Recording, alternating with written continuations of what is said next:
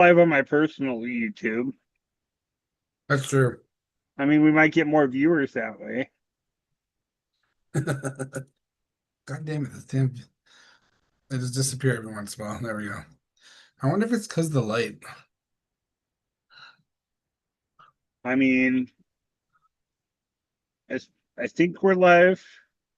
It shows live. We are live. Awesome. It has been a little while since we both have been on. It's been a while. Unfortunately, with my absent last week, I had some crazy trauma, a little bit of flood in the basement, so we had to deal with a few things. So I did miss the onion. I'm glad to be back on the onion, and we're ready I to mean, rock and roll again. So, I held down the fort. Like, I'm sure they got well, tired of just seeing my picture on the screen. well under control. I did have a few people message like, "How come you weren't on?" But things happen. It was well out I, of my control, but I'll be we're real. back on our I, feet. I also got messages. Hey, where's Steve? Not fired. Did not fire him. I cannot do the onion without my right hand person. So, So we're happy to be back. We're happy to be rock and rolling on a scheduled Sunday again. Our list is never ending, so we can't miss too much. So I mean, for the ones that we did have to kind of postpone last week, we are sorry on our behalf. We are sorry, you'll be back. There's lots of room. We just have to find the spot. right? But with that, our first guest, Steve, is someone we both know really well, have played a game with her in the past. She She was voted me off. No. she voted me out of Succession, so it's all good. Um, but with that, let's bring her in and let's let her do her talkie talkie. Hello. Trouble in the house. I mean, welcome, Alexa. Hello, how's it going? And Love she's that. wearing the devil horns. I love it. That's a good Always, entry. right? So How could I not? I How's it mean, going? Are we already live? we are we are live. live. Okay. Hello. And we have 5 people watching right now. Hey, folks. They're waiting for you. Wow, I'm here. You're Well, it's good to welcome, see. world. I know it's Welcome to good to the see Onion. you. Yeah, Good to welcome see to you Onion. It's good to guys see you. too. It's Thank been a you. while since It I last has. kind of seen you around in the org world and whatnot. I know it was in the last game we played, it was what happens. But Right? I know it's actually really nice to be here in a setting like where we're all just like friends and like chatting, it's like because it's like both of you are people been at odds with before and it's like, or there's always like some tension when we're talking to each other. So the fact that we're just like hanging out for once is actually a very nice reset for all of us because you are two people I adore, but I also like haven't necessarily treated like I've adored through gameplay. but that's the joy of the game life, right? Like in org, it's a game is a game, and you have to do what you have to do in a game. And if it doesn't work out for the people you're working with, outside of the game, you're still friends and you're still enjoying life, and everyone is just happy to talk to everyone. So it is Exactly. definitely a joy of that. So Yeah. It's a great time. It's fun. My therapist says it's good shadow work where I get to really inhabit kind of the more evil parts of myself that I wouldn't necessarily occupy during my day to day. But when I play these games, I can be sneaky and deceptive and, egotistical and things. And it's like, and it all has its place, in the context of games, allergies. So yeah, I think it's really fun. sneaky and deceptive. I don't know. Let's see. With that though, just tell everyone. I'm pretty sure everyone would know who you are. But for the ones who don't, just welcome yourself into the org world and just tell them like who you are and what you've done and maybe how you play or something fun about yourself. It's very Absolutely. it's very open You ended. might just So have a little few things. I don't know if you have a lot, but. Okay, no, totally. Hello. I am Alexa. Uh, You can find me on Instagram at Alexandronica Demonica and on YouTube at Real Alex Brisson. I'm in the process of a big rebranding right now. So, I make YouTube videos where I talk about movies. I have my own podcast called Star Trek: The Original Siblings, where I talk about Star Trek and watch episodes with my sister. But in the org world, I've been around for a little over a year and a half. I'm on a kind of a break right now, and I've actually started playing LRGs. I just played my first one a few weeks ago. I think you're in the same boat as me, Tyler. I think you also just made the jump into LRGs. I Um, did. yeah, so I'm entering into LRG world, but I've been around orgs for a minute. I'm a big player. I'm known for being a little messy and dramatic. The things I'm not known for, but should be known for, is that I'm also quite a strategic player. I am a big villain generally. I won that game of Succession. I tend to place really well in games. I tend to get a lot of 6-5-4 positioning. I occasionally make it to final three, but I get into that upper echelon as a big threat, and I'm always the one that everyone goes, get her gone, she's gonna win. And I'm like, no. Um, and so yeah, but that's a little bit of my org experience, I guess. I don't play any one format too often. I like to bounce around all different formats, and especially if you're playing like a new format, that might be where you'll find me. Because I like to experiment with new stuff. So yeah, does that cover it? Did I mention how evil I am? Did I say that? I think that's kind of one of my main things, isn't it? Hey, add it, throw it in there. I'm definitely known for being a big villain I and mean, and a star, if you haven't noticed yet. and she's wonderful in real life. I have had the privilege to meet her in person You have Yeah, not, but with, one with our day. with our multiple selfies because we kept forgetting that we took a selfie yeah. together. Have we gotten a picture together yet? We better get one right now. We did that three separate times. Yeah, multiple times. Trying to get But myself invited here. Carry on. Sorry. I'm in a new place because you had some I'm in flooding, a, I hear. yeah, so I don't have any of my usual stuff. So I'm trying to see if this light works because I keep disappearing in blur. So hopefully this will work. Let's see what happens. I mean, So it's still daylight for me, but I'm not opening my blind because it's still sunny as heck.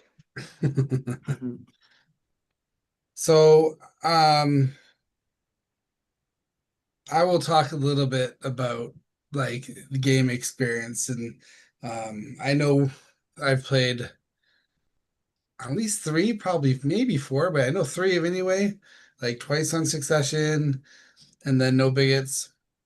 And Yeah, and maybe it was just those three, and then I've also done four with Tyler. Although Tyler, yeah, you had to drop out of the first one we did, so I don't know that we actually like cross paths in any meaningful way in that game. But yeah, I think about three with each of you. Yeah, no. And they're good games. And I think in those games, I've at least seen some of the different styles of your gameplay. Like we all have different yes, gameplay and stuff, but it's interesting to see. And then I think for my own gameplay, I know that if you're not working with Alexa, she gonna get you out. yeah, But and you no, won't you won't see it coming. yeah. And it was so hard, like in No Bigots when I remember the words still stick to my head. It's like, you know what? This is your time. And I'm like, ah. And I was like, this sucks. But it's game. And it was a good move on you, but I feel like I came way too hard. And I think that's where my mistake was in that game. Yeah, Totally made well. sense. And there was a time in that game where like you and I were talking Final Three, and I meant it when I was talking about that with you, and it went all over the place. That was a funny one because firstly, I wanted to work with you, but then I was in an alliance with basically you, Tyler, and Larry, and I felt like I was number four. So then I cut those two out. So I was like, now Steve will work with me. Then at that point, you were like, hey, I don't really trust you. And I was like, well, now Steve doesn't trust me. I can't take him to the end. Which of course you didn't at that point because I took out all of our mutual allies to be like, look, Steve, now I'm your only friend. But you're a player that my play style is such that anytime I see you or a player that I consider a similar type to you, I immediately attach myself to you. So like pretty much if you're in a game, I'm genuinely trying to align with you, Steve, because I know you win challenges and I know you're generally pretty loyal. Um, And so I'm like, that's exactly the guy I want to ride with, and it's like, and we can just collaborate well. Because our first game we played together, we did ride quite a Yeah. ways together, and we made it all the way to Final Four, at which point we got pitted against each other, and you came out on top. And I really I did a good job though of blowing up your making you seem like a much bigger player at that point, so that when you went to the end, you also like I was like either I'm dragging him out right now, or he's going to the end and he's gonna have a big story because I just put it on him. Like, so yeah, so we've been a dynamic duo, and we've been people who have been, at odds. We were trying to work together, but we were at odds, Oh, and I that know, I know. so we have like Lisa's, a fun history, you and I do, I know. Yeah, and then the second game I saw you in, so the second Succession game we played, I was the same thing where I was like, oh, I'm totally gonna team up with Steve, and then you got taken out like immediately. And I was like, oh crap. Yeah, that was a Like quick I one. was like, all right, never mind. I was like, there goes that plan. But it could be good because Tyler and I have learned that we've played so much. Now we can't even play each other. So this is why we come to a podcast because nobody can get us out in a podcast. So, Yeah, exactly. Now it's so like anytime Steve and I are in a game together, we're like, well, we're going out Yeah, no, because it's true. people see us, and now because of the onion, even people are like, okay, those two must be. Yeah, a duo. Yeah, of course. Yeah, no, and I knew in the last game when I was like, I'm not going to be able to get in between these two, and I was like, having both of them here is a problem for me because Tyler, you and I were also sort of trying to work together, but it seemed to me that you were working with everybody. So like, and you were only telling me you were like, oh, I'm just working with like Steve and like maybe Amy. That's pretty much it. And then every single person I talked to was like, well, I'm with Tyler. And I was like, really? Because he didn't say that. So I'm like, so. Sounds like he's making a lot of promises, and I was like, I don't know if I'm in his actual thing. And then about the time I did make plans to take you out, then you started talking strategy to me. I was like, oh shit, I think you did want to work together. And now I'm like, I've already got my sights on him at this point. I was like, yeah, like, yeah. I mean, but you and I have been at each other's odds for at least two of the three games we were in. We've never managed to be on the same side of things, and not intentionally, And this was the first time I think that we made an earnest effort to, and it just didn't end up making sense for my game at least. But yeah, the first game we played, I was a traitor and you were a faithful. And you were standing right next to me, which didn't help either.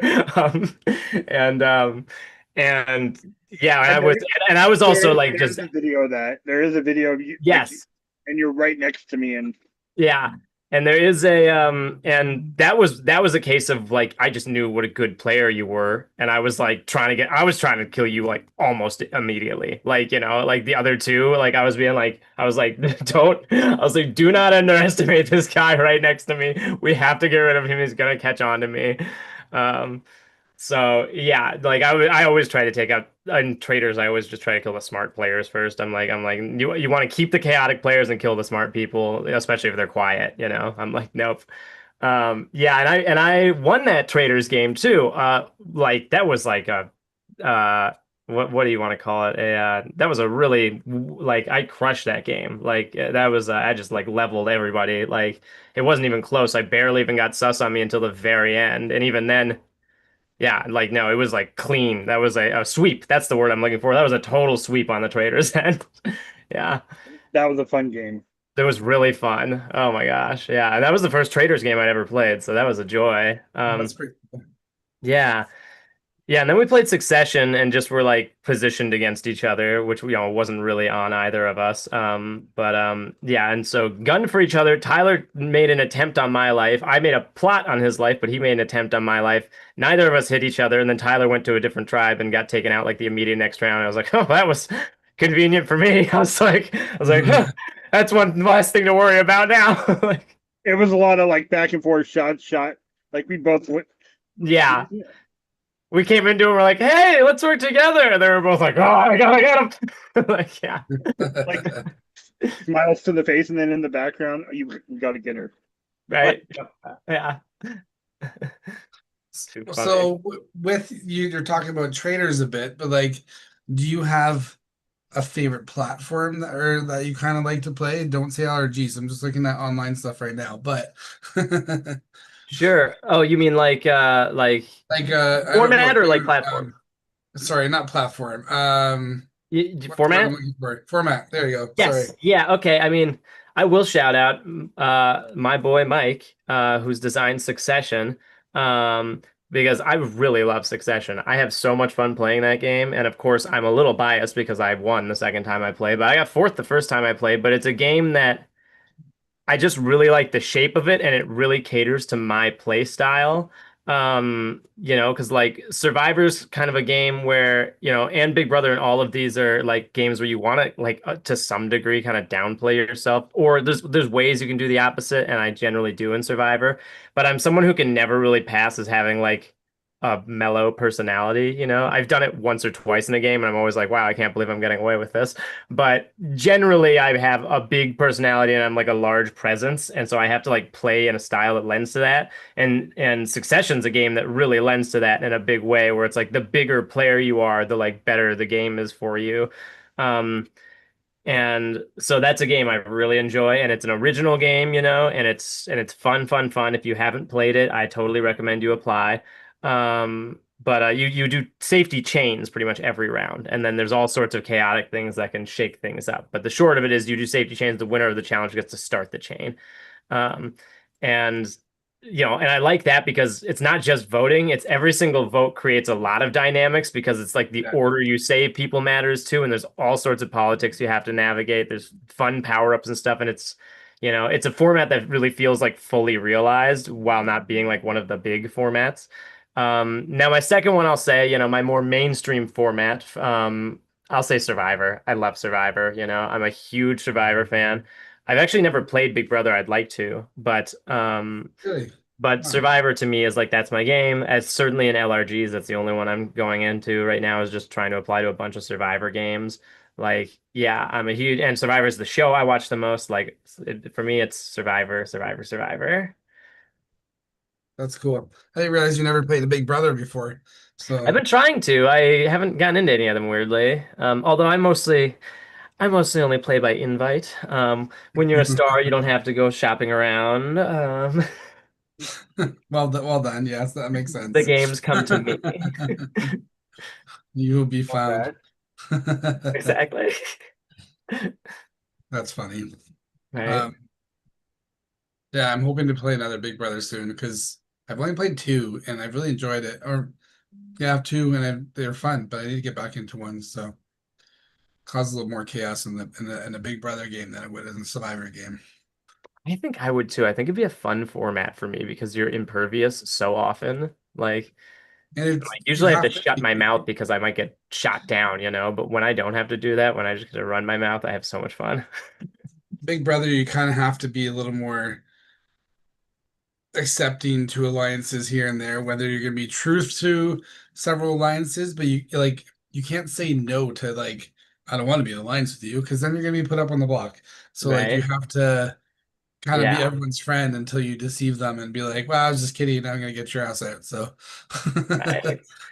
Well, my general strategy in games, not to tip my hand too much here, and especially because I'm like, if I tell you guys my strategy, you'll never want to team up with me again. But my excellent. strategy is I one of my main like pillars of strategy is that I say yes to everything, um, and that I agree with everything, and I just create as many options for myself as possible. So anytime someone suggests something, even if I fully disagree with them, I'm like, absolutely, that's the right plan. And then from then on, whenever I talk to that person, that's the world I live in. Is like, this is the thing I want too. Um, yeah, so that lends itself well to me, I think, as someone who likes to live in multiple worlds at a time. That's legit. I like that. Um, yeah, you have to though, because I think as soon as you said no to someone, then you lose that kind of crowd behind you, right?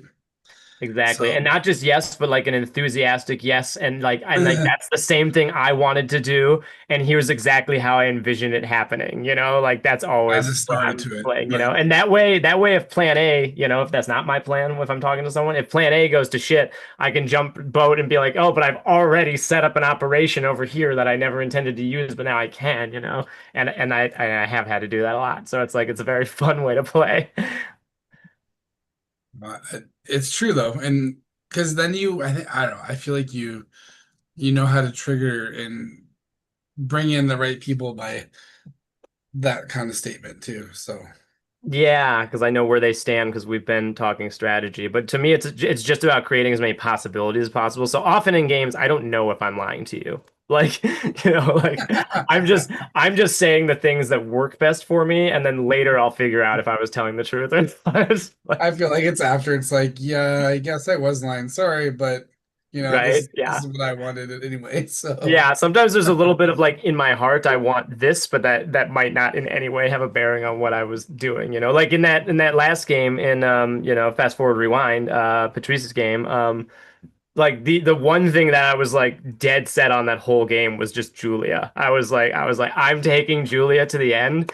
And at some point it started being I'm taking Julia to the end and making sure she wins. Like and that was I was like what a romantic game that was. I just gave everything for her because I just taken her out in such a underhanded way in the previous game it felt like that I just wanted to give her the world in that next game and no, that's not to undermine what she did at all because she played really well. Like, but I was like her, I was her minion the whole game. I was like anything for you. And that's a testament to her game, because I lost. Rightly so so. you guys rode right to the end, and that was like We did. a solid peace of mind. And I think at that point, and I'm sure we know Tyler can agree to this, but it's like when you work so well with a pair, it's okay if the other person wins because you got to what you wanted to do. So, Yeah. Well, like, yeah, and that was the first time I've ever played a game with the intention of being loyal, because I said, and that was the one where I was laughing at the end because I was such a villain in that game.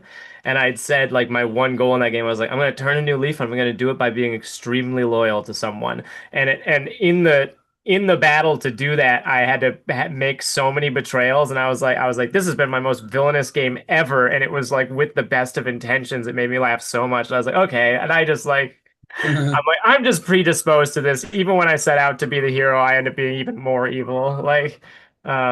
But yeah, no, yeah, and yeah, I'd never tried committing to another player like that in like a serious, genuine way, and it was an I think interesting way to play. Like it was fun. I think in that final, you guys made the vote really hard for everyone because I know a lot of people talked afterwards. They're like, I could have gone here, could have gone here, and it was so like it was like really where That's did a you good go? final tribal. Yeah. Mm, There was a lot mm. to weigh, there was a lot to consider because we were ultimately Andy kept calling us heroes versus villains. I thought it was such a perfect comparison that, and I was like, I'm Parvati and she's Sandra. Like yeah. No, I I was mean, go for it. in that game, a perfect duo would be like you and Julia would be Steve and I this last season.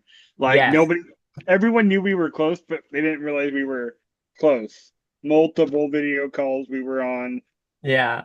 Well, it makes me laugh Actually, because obviously I wouldn't have fallen for that because the previous season I literally took you out for that exact reason. So it's like it's funny. It makes me laugh that I'm like the only wrench in the works the last round was me being there. Once I'm gone, then it's like this goes off without a hitch. So I was exactly right to be like, nope, this isn't happening. So it's like it's very like you don't usually get that kind of feedback, strategically of like, oh, this was the exact correct thing to do because that would have run the game. Like, yeah. But yeah, you guys are a formidable duo, and I was onto that. and unfortunately, both Steve and I are coming back for All Stars. Like we both got our invites to come back for All Stars. So we already know we're Would getting taken out be early. Nice. it would be a really cool foursome alliance, just saying. But I'd ride with you guys. that would You be guys are pretty my sick. boys. Like, And I don't think anyone would fully expect you working with us. no, No, it's true. They never do, which is a good thing about any of us teaming up, because it's like no one sees that. Like, yeah. it's Like honestly the everyone best. sees you two. I mean, I do at least, I'm surprised other people do. Like, but like, yeah. But I like think no one sees the pairs of us. I think going back in the lines, Mike Tyler, that's over. I can't And work then with him and no then more. and then the next Sunday we're on here talking like old friends. They're like, "What's Right? this about?" I have to deal with him on Sundays. I don't want to do it anymore. Oh my gosh. Oh, I didn't know Steve was gonna be here. That game So, is such a scary format. Uh, Yeah, where you lose half of the players halfway through the game just all at once, like just a chop, you know? And actually no one demonstrated that last game better than you, Tyler, of like, you kept moving back and forth across the line and I kept trying to push you back on that side of the line in time for the chop. And you came back in the last second and I was like, fuck, and then got you out again. And I was like, like And that's what I love about that format though, because like not only do you have to focus on the game, you have to focus to make sure you stay in the end game. Because, when I played my first season, I got on pretty early to end game and I managed to stay. But when I played last season, I was like, oh, I was on, but then I was off, and I'm like, I don't know if I can get back on. Like, I could be stuck here, and it's just like, oh, you came here to play, and then you might just be gone, and yeah. so it gives such a nice back and forth game experience in that. Right. Well, and the fun thing about it too, and Patrice would probably say he did this on purpose. I don't know if he did or not, but he would say he did. Um, like seven is such a volatile number in Survivor. Like that's like there's no comfortable shape that can form in seven, really, unless maybe you can get five that are tight and feel that all five of them are on equal footing, which is basically impossible. A five is like pretty much impossible to maintain too. So it's like but there's just no comfortable shape for a seven to take without it constantly shifting. So it's like every time as you cycle one person out and one person in, it like keeps on just changing the shape of things drastically. And then also the fact that the people on the other side have an effect on things. Because I like the way I got you out the first time, Tyler, was I got the people on the other side to vote you out. Like, because and we intentionally threw the challenge to them and gave them the power, which was wild. Because we knew you had the numbers on our side, and I was like, he's gonna take out Julia. I can't let him. So yeah, I we threw it. Then I talked to Andy and them on the other side. I was like, if you guys get Tyler, you can come in. Yeah, yeah, That's that worked smart out play, well. smart play. I Uh, was after Julia that game, like, so. I thought you were too. That was another reason I needed you gone because she was my love. I mean, I well, gave even the the last season you played, I think you played, and I'm only going to say this because Big Brother's on right now, but you were like the Drew of Big Brother in that last season because you were kind of playing both sides. And I think when they Yes. finally caught up to you, it's like, what is Tyler doing? He's not with us. So, Yeah. but like we did it right, we did it well because no one really saw that.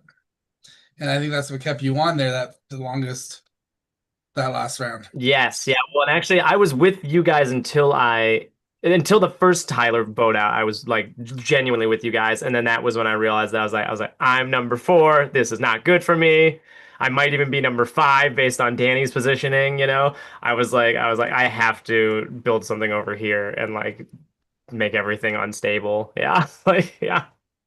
Uh, I mean, Velen. I mean, the name The Onion actually came from No Bigots. It was the name of Steve and I's alliance in No Bigots. that's fun. Let's see. We were in the Night Owls, weren't we? Was that me and was that Steve and Larry and me? Who was I that? think so. That sounds about right. We were the Night Owls, yeah. And then the four of us had something. No, actually, it was the four of us plus Julia were the Successioneers, right? Yeah. Yep, yeah, the Or something succession like that. players. That's right. Yeah, which that was obviously that lasted about 5 seconds. Yeah. But I don't know. So, These games keep you real. They do. They're so fun. And when you can get things in just that shape you want, and when you can pull that lever in the right way without getting caught, it's just like the most satisfying feeling when you play good strategically. And then for me, when I play bad strategically, that's when I start getting big and messy. And that's also very fun for me. So it's like I always find my fun, in the game. And if I'm playing with you and I'm being real quiet, those are probably the games where you have to be nervous about me. When you're hearing from me a lot, that's when you like know what's going on. It's like if she's been silent, it's like, oh boy, she probably has a lot of irons in the fire right now. She's got to keep her mouth shut. Something's going down. She's really quiet. I don't know what's happening. Exactly. I mean, what's funny is I wasn't even going to play season two, Alexa, until you told me you were signing up for it. And I was like, I went right to Patrice. I was like, hey, an alumni spot. I want one just so I can play with you again. That's so funny. Oh my gosh. I'm like, I feel like there's no way I perform well in another season of that game specifically. Like, but we'll see. Like, Because I think he's gonna. I'm pretty sure Patrice is gonna offer you a spot for All Oh Stars. yeah, oh yeah, no, I won the most flirty relationship reward with Patrice. it's true. It's true. That was my accolade of the season since I got third ultimately. I forgot about that. That's true. Oh, look at our placements: first, second, and third, all sitting here on a call. That's There you funny. go. There you Which go. even You won, Steve, right? Yeah, I won that. That was my first like Survivor That's game right. I I won. remember. I was like, Yeah. I was really excited for you. Yeah. and so even I couldn't Steven believe up it. until that, we were like, whoever wins this, it's gonna be a close call. There was like one vote that like tied it or was getting close to like Oh my gosh. it was like five to Well, three. I think the hard vote because Jenny was in our alliance, and we knew that was going to be the hard vote because originally, for one, when it came down to final two, we didn't want to vote Jenny off, but she got, I think, idled out, if I'm correct. Like it was a bad play, and then afterwards, we're like, well, we didn't have to do the dirty part. But we knew we had votes from her, but with the two of us being in the final two, it was like, who's gonna take that vote? A hard one for Yeah. her, but it was like, well, I'm not gonna push it. It's just, you know, Yeah. Yeah, in the one that I lost, I was shocked. The only vote I got, I was surprised. Firstly, I mean, I was a little surprised to only get one vote. I thought I might get a couple. I still thought she beat me, but I thought I get a couple. But I was even more surprised that the only one I got was Danny, actually, who was like somebody I was like sure wasn't going to vote for me.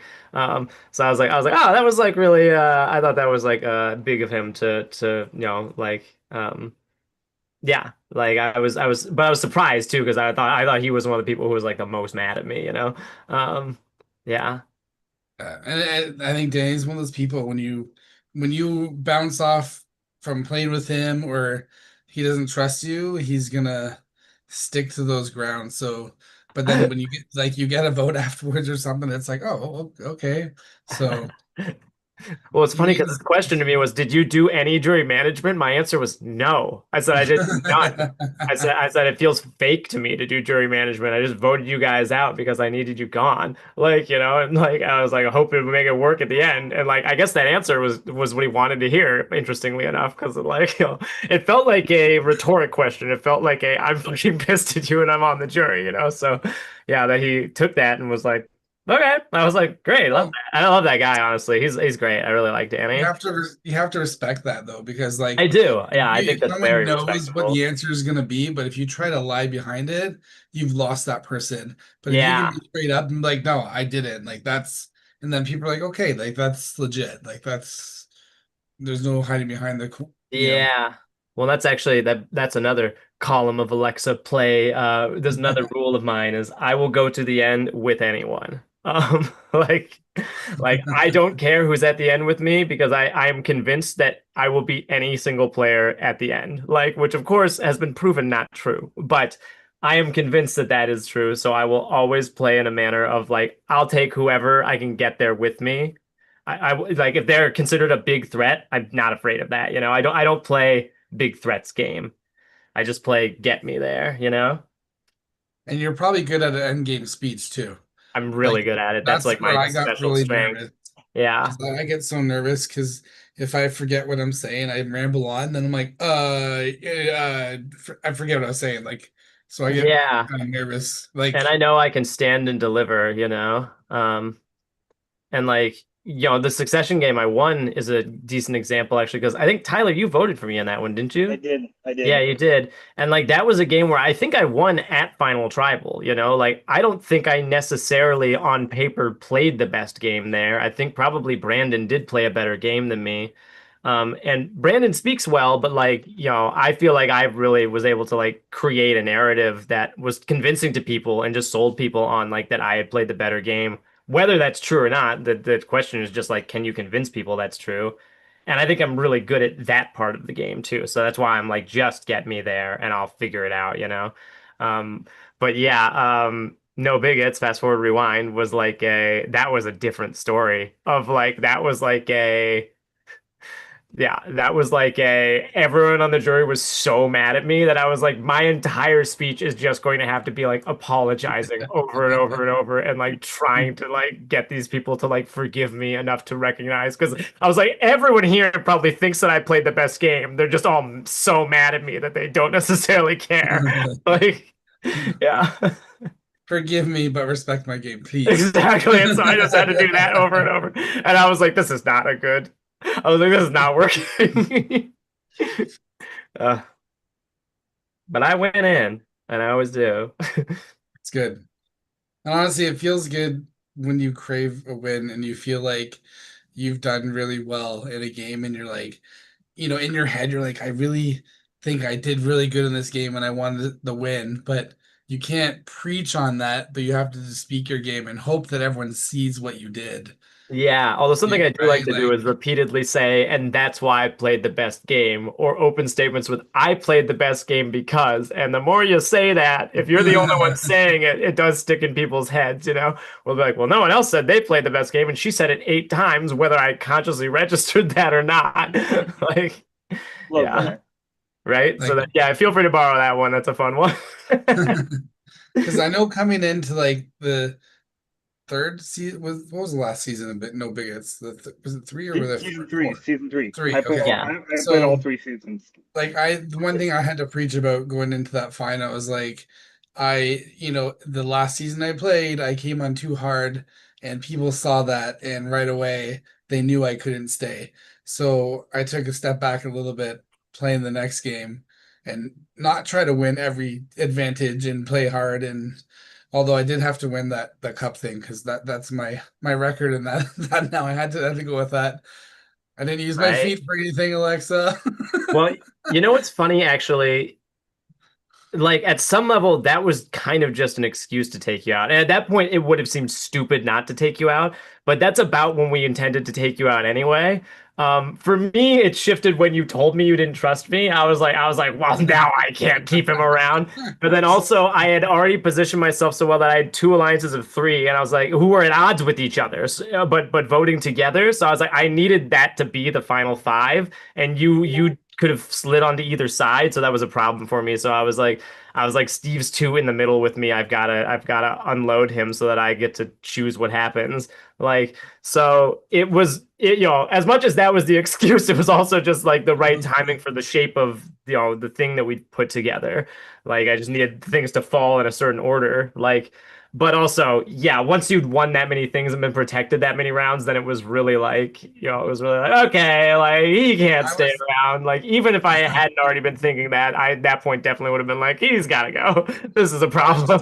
shocking myself knowing that like when this advantage fades, it has to be this round, and then the next one was expiring the next round, and I'm like, oh my God, I'm just gonna keep playing this, but I'm like, Yeah, and then you is this won an happening? immunity too, so you were totally immune for Yeah, 3 rounds in a yeah, row.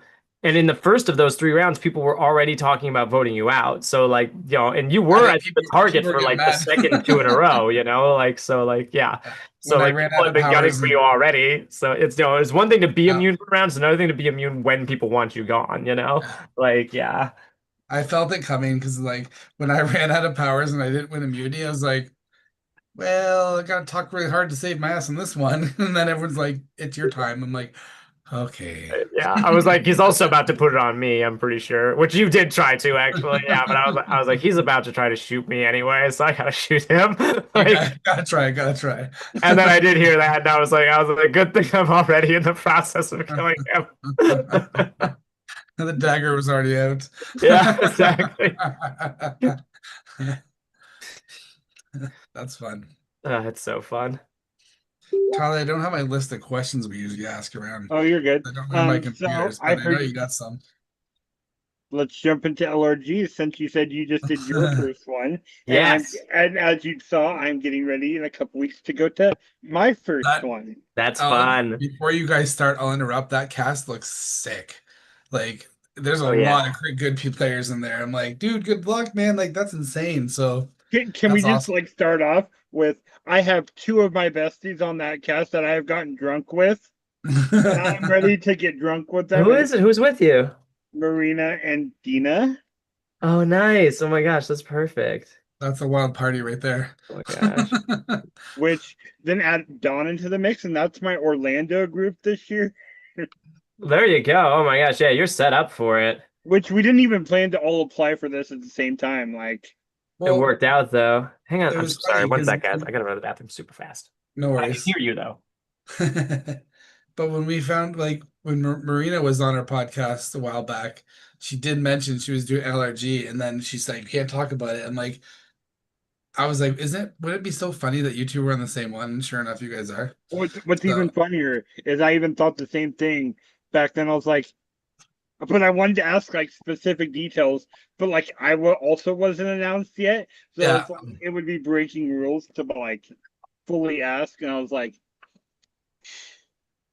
there's I obviously being up in Canada, there's only one LRG place I know of, but like I think if I was in that and then seeing the cast, I'm like, damn, like this is you're gonna have to be like in that game because I know there's some good players, there's some crazy blood in there, but it's gonna like be like something. Chaos Kenny is literally Yeah, there. yeah. Tristan, who literally was just an Odyssey with you. I didn't get him out, I swear. Oh, I That know, was a wheel. That was a wheel. but yeah, I am up against stiff competition in that game. Oh Yeah, but boy. it'll be fun. That's always And a more fun lot of good anyway. faces in there. Nice. But But how you was just your LRG? yeah. Oh yeah, yeah. So yeah, did my first one a few weeks ago. That was like one of the most fun things I'd ever done. I had such a blast. I just had like the time of my life. I like can't wait to do another one. I got to do every single thing that like, was on my LRG bucket list, I got far. I won't say how far. But tune in. It's called Stranded. That's the one I did. And Mhm. they still haven't finished releasing season two, and I am on season three, so it might be a minute, if they continue at the current rate, it'll be out in 2028. Stranded guys, if you're listening to me, get it together. Let's edit these things. I love you all, but let's edit faster. Anyway, but I did well. I won a challenge, I got to, bounce between alliances and things. I got to be sneaky. I got to name the tribe. I called it Grunka Lunka. Um, I got to have a big dramatic blowout at a tribal, where I just like really like gave a whole theatric show. Yeah, I didn't have like an idol play or anything, but that honestly that's never really been on my list. Which is funny. I usually play with no advantages or idols, interestingly. I just play pure social. But yeah, so a lot of fun, and I think it's going to be great TV, let me tell you. At least Did you I bring will. And I think there's a lot of other great characters, great players in there too. did you bring the horns? I didn't. I have, oh my gosh. I have a giant sun hat that I wear when I play LRGs. It's massive. It's like this big. It's like because I genuinely have like a thing about the sun. I don't want it on my very sensitive skin. You can see even right now that I'm like glowing. Like I look like a ghost. Um, Full vampire girl over here. But yeah, so I hide from the sun. I keep this giant hat above me. I put on a lot of sunscreen. I hide in the shade all day. So every time I'm doing little strategy talks to people, I'm pulling them into little shadows. I'm being like, come here, come here. I can't Come around the go out in the trees. sun.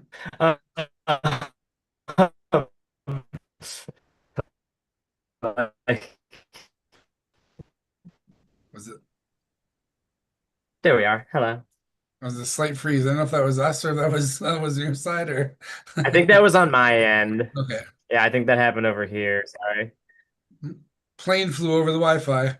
Uh, Right, exactly. Yeah, but yeah, and I'm signed up to do at least one more this summer, possibly more. And I honestly can't wait. I just thought it was like the like I enjoyed it. I'd say I definitely liked it better than ORGs. Sorry ORGs, because I love orgs, but like LRGs are my new love, baby. I'm gonna definitely be doing more of these. Yeah. That's I awesome. mean, I will have my experience because I can also now announce this. I will be going live from my LRG for the Onion while I'm there. Oh, nice. Oh my gosh, I love that. So it's gonna be Hell yeah. good. Nice. It'll be Cool. pretty fun. We're also Yeah. in December. Tyler's gonna be live from Florida with all the chaos and people and Festivity. celebrities and all that going on. So that'll be fun. I'll be Oh my here on my gosh. computer, hopefully on my That computer was like the downstairs. most fun thing. Yeah, I had such a blast last year. Um, Definitely hoping to make it back this year. We'll see what happens. There's still some variables up in the air, both financial and political. How travelable is Florida by the time December rolls around, we'll see. Um, but yeah, no, I definitely had a blast last year at very least. Yeah, I love Orlando. Well, I Like love Celebrity I already Weekend. bought all my stuff, so I will be going. Nice, you're ready. Hell yeah. Yeah, such a good time. That was one of my favorite weekends of the year. I mean, the amount of time I probably got drunk and it kept asking people for selfies. I have selfies on my phone of people I don't even know who they are. Like I had to come in, I was like, "Who's this person? Like, who's this?" That's gotta make it fun though, because you look at it later on, you're like, Make all these new I don't know. friends.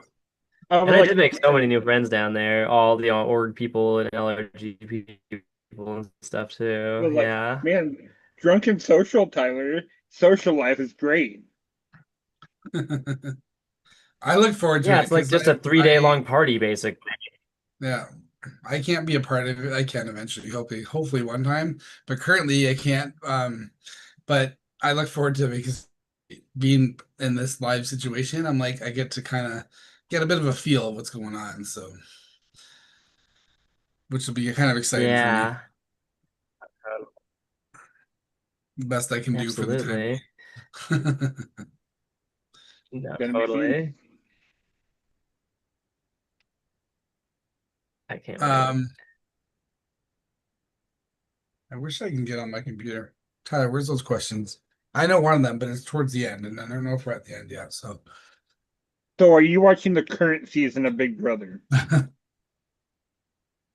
I am. I hate Dog. Um, I love Melody. She's hot. She's a fucking bitch. I'm crazy about her. I think she's amazing. I think she's hilarious. She's seems smart too, actually. So big fan of her. Um, oh,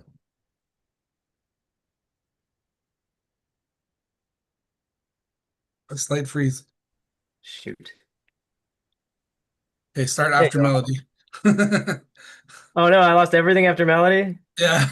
Oh my gosh, I said so many people. Uh, okay. Did I finish talking about Melody and how much I loved her? Yep. Okay. Let's see. I said I love Rick Devens and Dee, of course. Mhm. Love them both. And I was saying I love Angela too, of course. Um, yeah, that was kind of the short of it, I guess. Yeah, I think it's funny you kind of like the same players I have. Like, I'm all about Devons. I think Devons and D are just amazing combo. Yeah, Melody, I really think she's really kind of step up her game and trying hard. She hates the fact that she's getting placed on block and not. No spoilers or anything, I hope, but um, I like her gameplay though. I like who she is. So she's the yeah, she's entertaining, you know? Yeah. and I'm growing on Barrett. I don't know why, but I think he's just that random kind of cool guy. Like I don't know.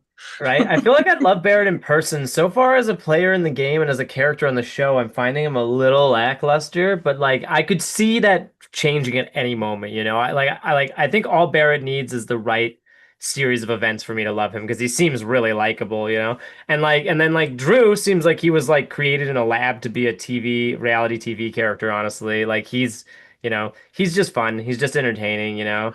He's like just Well, the right amount of engaging and annoying. Like I definitely enjoy him, you know, and he's playing the game, you know. I Yeah. heard I heard rumors, and I don't know if it was true or not because I never looked I never looked into it.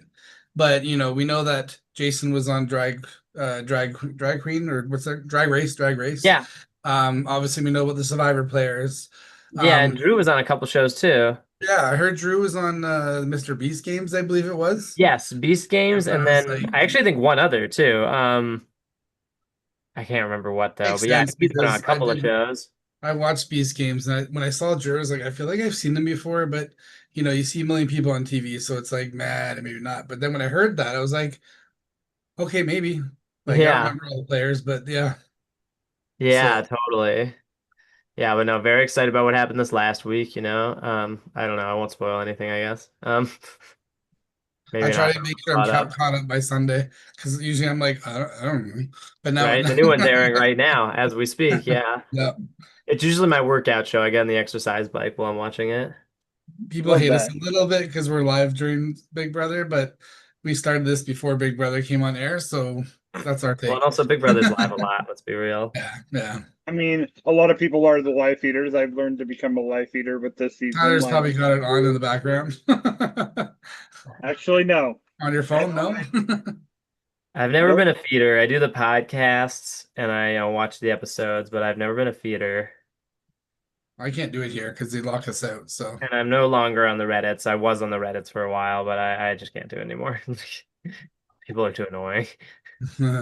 I mean, I get that. I mean, we're also orders. People are annoying everywhere. So, Right? No, yeah. Well, and I just said I was a part of that, so I'm certainly not judging anyone who partakes in it. Like, I was in there. Like, but there's too many annoying people. Just because you're there doesn't mean you're annoying. But anyone who's there knows there are annoying people there. Like a lot of them. A lot of dumb people but with a lot of dumb opinions that don't shut up. I, Yeah. I get that. And a lot It of was, smart people with good opinions, but less of them. I right. mean, aren't the chat not very many questions right now? So, normally we have a chat going on of people watching, asking questions. So, the only I one in feel there is my wife currently. So, Hmm. I I'll feel talk about left another out. org thing I like just off the top of my head, and I think something that maybe is unique to me in the way I play orgs. I think this won't surprise you guys to hear this at all, but like something I really love in orgs and in LRGs is I really love being a reality TV character, you know? I love playing a persona. To me, when I'm playing these, it's the same as if I'm like LARPing or playing D&D or something, where I'm being like a larger than life version of myself, hence the horns or the giant hat or whatever, But like I don't necessarily play as myself. I think you guys are both people who play in like a very earnest, like, yeah, I'm Steve sort of way, but I'm someone who plays as like a persona in a way. And so I like to really up the drama, and like get in fights that I don't actually care about and stuff like that, and just like be really big and ridiculous. I think that's part of what's so fun about it is like, because I think as like a theater kid, I love to like perform. And so to me, that's like a big part of what I'm here for, like arguably more so than winning is just to like be like a presence, and I want to give it my best to win, but I also want to be as like big and loud and fun and zany as I can be. And there's a little bit of strategic value to that, I won't lie, but also I'd be lying if I said that's why I was doing it. So that was something I just wanted to throw out there that I think is like, I'm probably as I play orgs, I'm one of few people that I feel is operating under that system, which makes me a character. It's kind of fun. Like it just makes me remind me, and this is totally not me. And I think a lot of people have called me out for it, but like I'm now up to two now. I used to be one, but I don't like, like in or games, the main chat is usually crazy or someone's flying off their high hook because of something that happened in Yeah. the game and stuff. Well, Yeah. usually I'm the one doing the popcorn memes and just being like, oh my God, look at this shit go down. This is a drama show, Yeah. whatever, whatever. I've now been the person twice for that. Like it's not me, and people are like, dude, you okay? I'm like, I just had to express my my point of view on something. And afterwards I'm like, wow, I don't know. I That's not me, but it's just like That's I so don't know what's funny. happening. I don't know what's I don't think, happening. yeah, But right. The game does kind of draw you into doing that. I love when I have like the right fuel to do that, when I'm like put in a position where it's like, oh, now I have a reason to go into the big room and be like, oh, everybody wants to start some shit with me. Like I love when I have an excuse to do that. I don't just do it for no reason.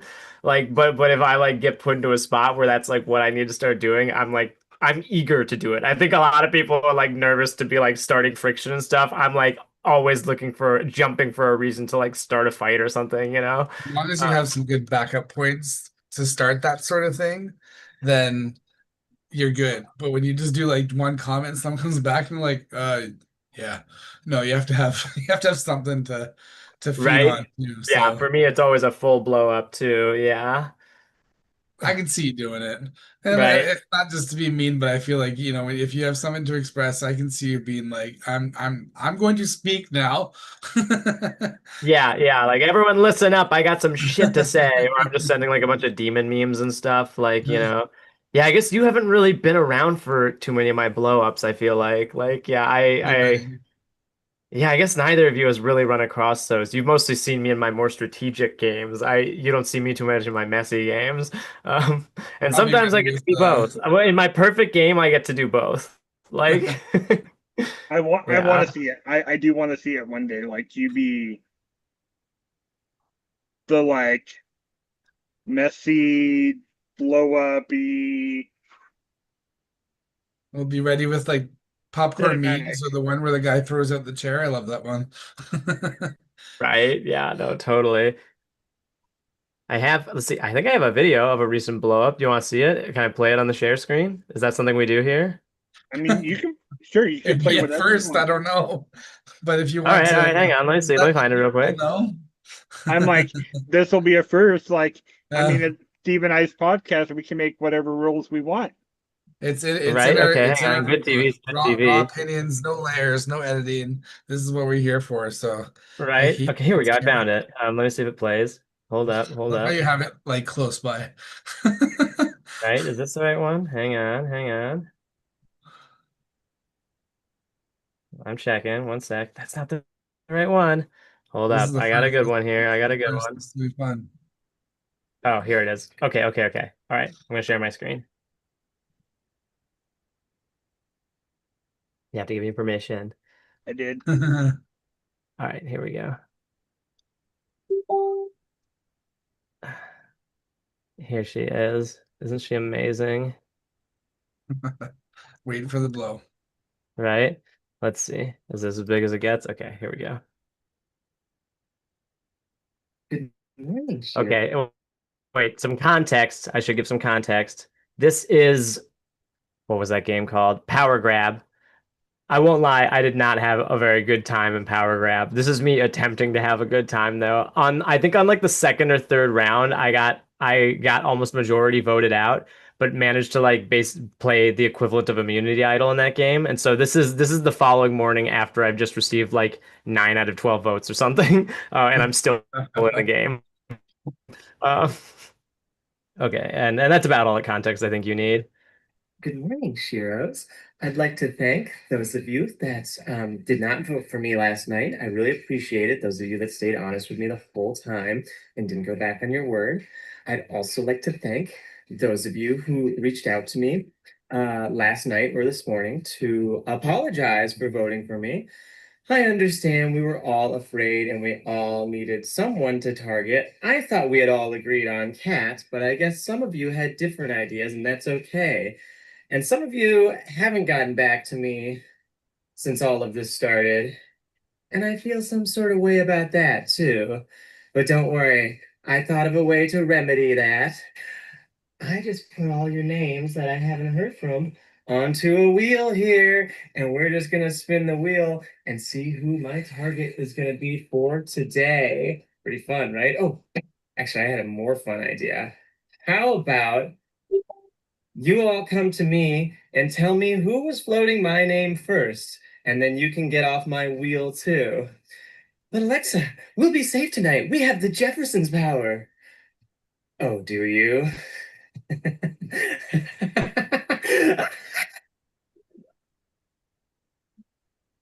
So there's some fun. I love it. I love how you entered into the room where it was all red as like the plot thickened. Love that plan. Right. That was great. Love that. Yeah, and that one it's a little more just like, and that I sent that to the group chat in the morning, and then like things started spinning, like definitely started the day going in a big way. I was, Um, I was actually ready for the zoom in on the wheel. I'm like, ooh, who's it gonna be? And like, oh, slam. Okay. right, yeah, exactly, right when you're tuned into it. I mean, uh, the will has not been friendly for us, Steve. We hated the will in Oh God, Vegas. no. The one and yeah, I only time it definitely, ever went. The only one and only time I it went to rocks. that game of Sequester we played, Tyler, I said in the very first round of it, I said, as long as there isn't a wheel at some point in this game, I said, if I get taken out of this game, it's going to be because a wheel spin lands on me. And in Final Five, that was what happened. It was like the exact same thing as that No Bigots game where I had things set up where I had two perfect alliances coming down at each other, and I was in the middle, and I was like, I have done this perfectly. I'm unstoppable. I'm going to win this game, and I'm going to win the jury. And then got a wheel spin that didn't go my way, and that was it. I just got tanked. I was like, no. And then I got where it was like I was the one person who had to say who we were voting for out loud, you know? So then and then the person who got voted out got to drag someone, so they chose me. I was like I was so mad. So yeah. And I was like, oh, I called it day one. I said it'd be a wheel spin, and 15 votes later, here I am with a wheel spin taking me out when I'm in the lead. That was so frustrating. I got fifth in that game. I But mean, so fun. wheels are most definitely not the best thing in orgs. No. But the odd time you may get luck, let me. But it doesn't happen very often. I mean, we did luck out, Steve, that will and bigots with us. It was you, me, and like what, Danny?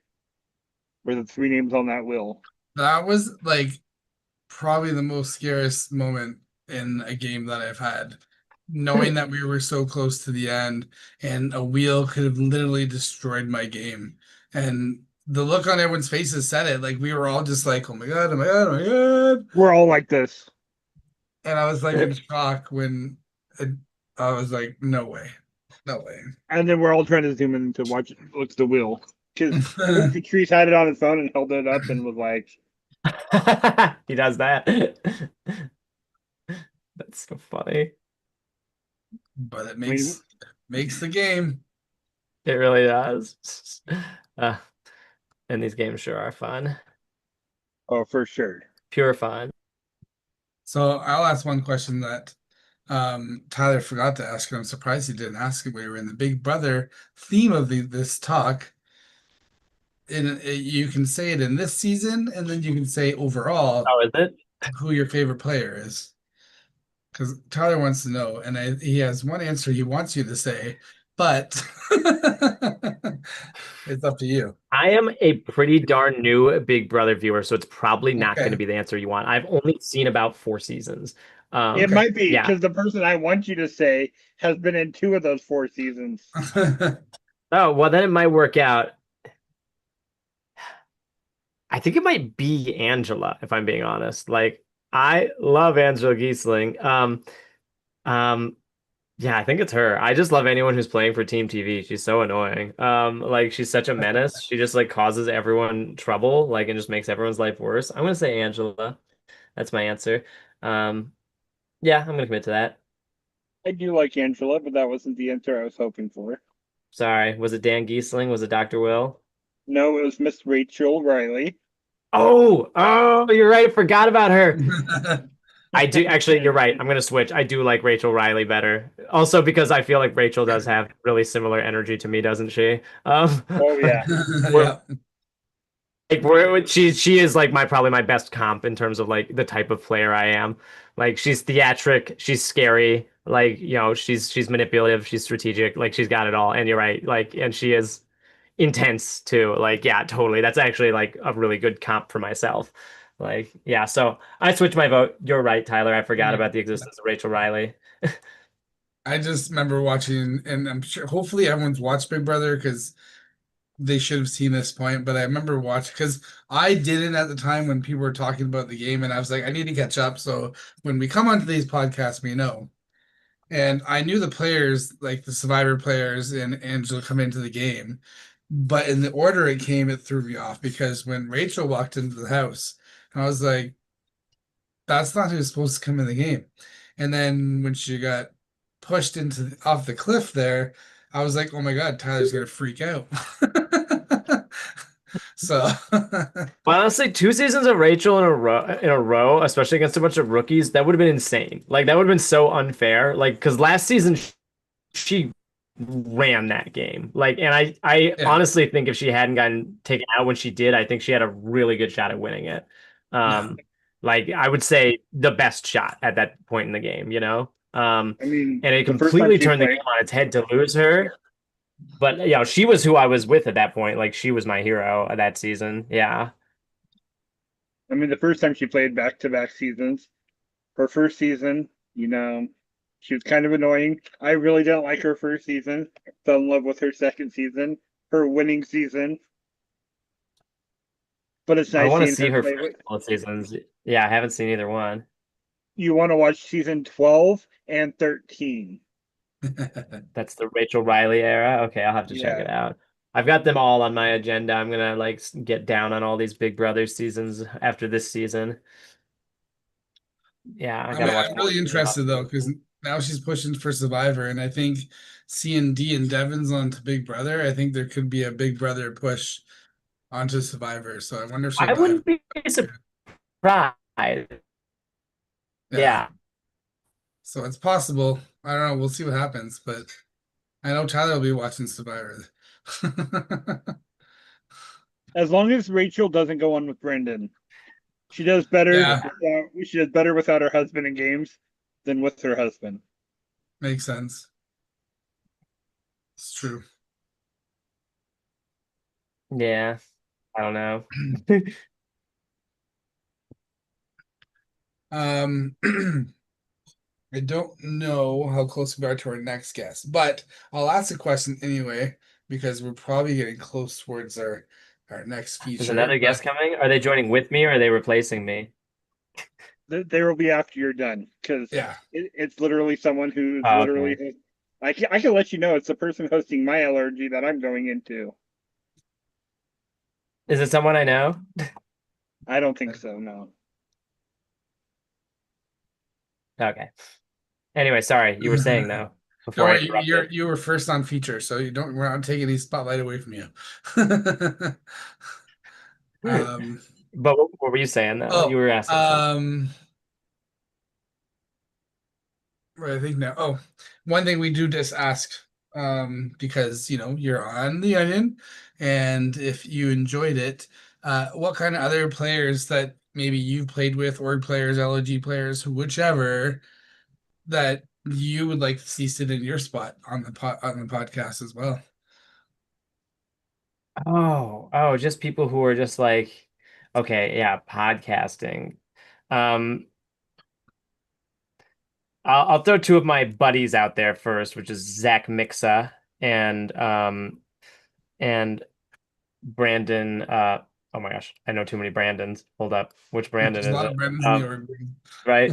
No, it's specifically Brandon. Oh my gosh, what's his effing name?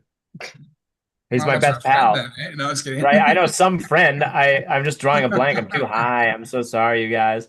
Um, well, whatever. I'll forget him. He just played a game with us. He played Succession with us. Um, anyway, Well, I'll again, say Zach. that could be so many Brandons because like there's been so many that play.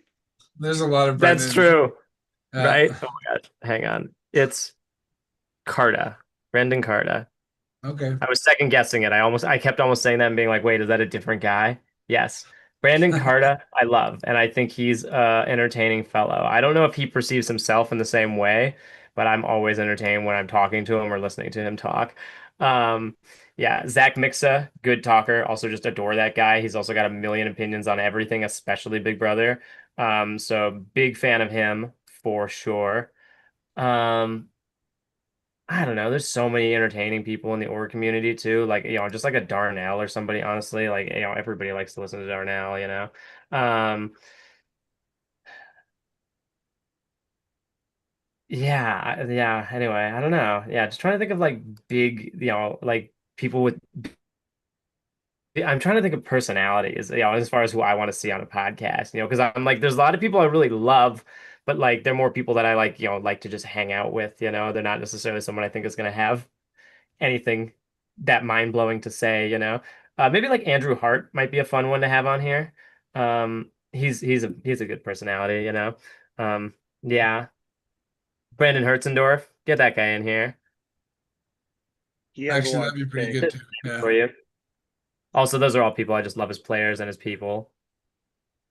He was I bet several of those people would be surprised to have heard their own names just come out of my mouth. They would have been like, "Really? I didn't think she liked me."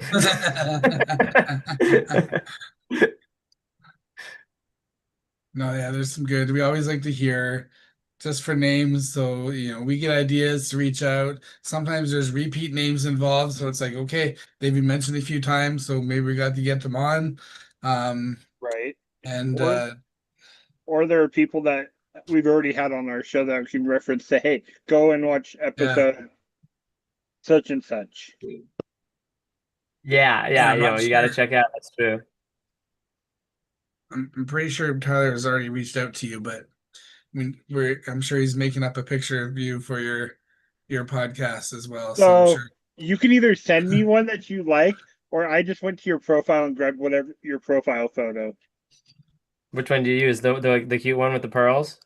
Yes, My Audrey Hepburn photo? literally whatever you had as your profile photo currently. Was it the one with the horns or the Audrey Hepburn one? Let me go look. Please Audrey Hepburn, double the check. one with the pearls and the black dress. Oh, I look so cute in that photo. Okay, you can use that one. I was like, Such a hottie I there. that's normally what I do is just go to get the profile photo and That works. Yep. Nope, It I'm a works, babe in that photo, so do it up. we Although make it like my nice and second fun. profile photo, I have the horns on, so you could also use that. hmm, I mean it'll work either one. I'll do one with Oh, both and see. actually, hang on. Take my third profile photo. Take this one. This is a good chat to be having on air, right?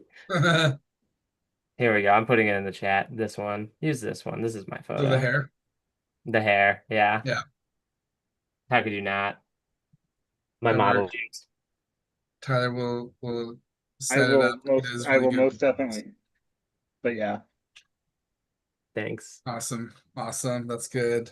it was And awesome. then you can share your post with your on your page if you want. Not saying to advertise for us, but just say, hey, you're one Yeah, of I'll the give you guys a little and you get that promotion. experience. So that's always cool.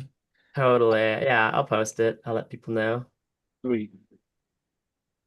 And we don't edit, so everything that we just did tonight will literally be on the YouTube. There's no cuts, there's no edits. It's just Including when so you shared your screen. I literally watched the live like right now as it's coming through and it came through clear as day with your live video playing my nice. video.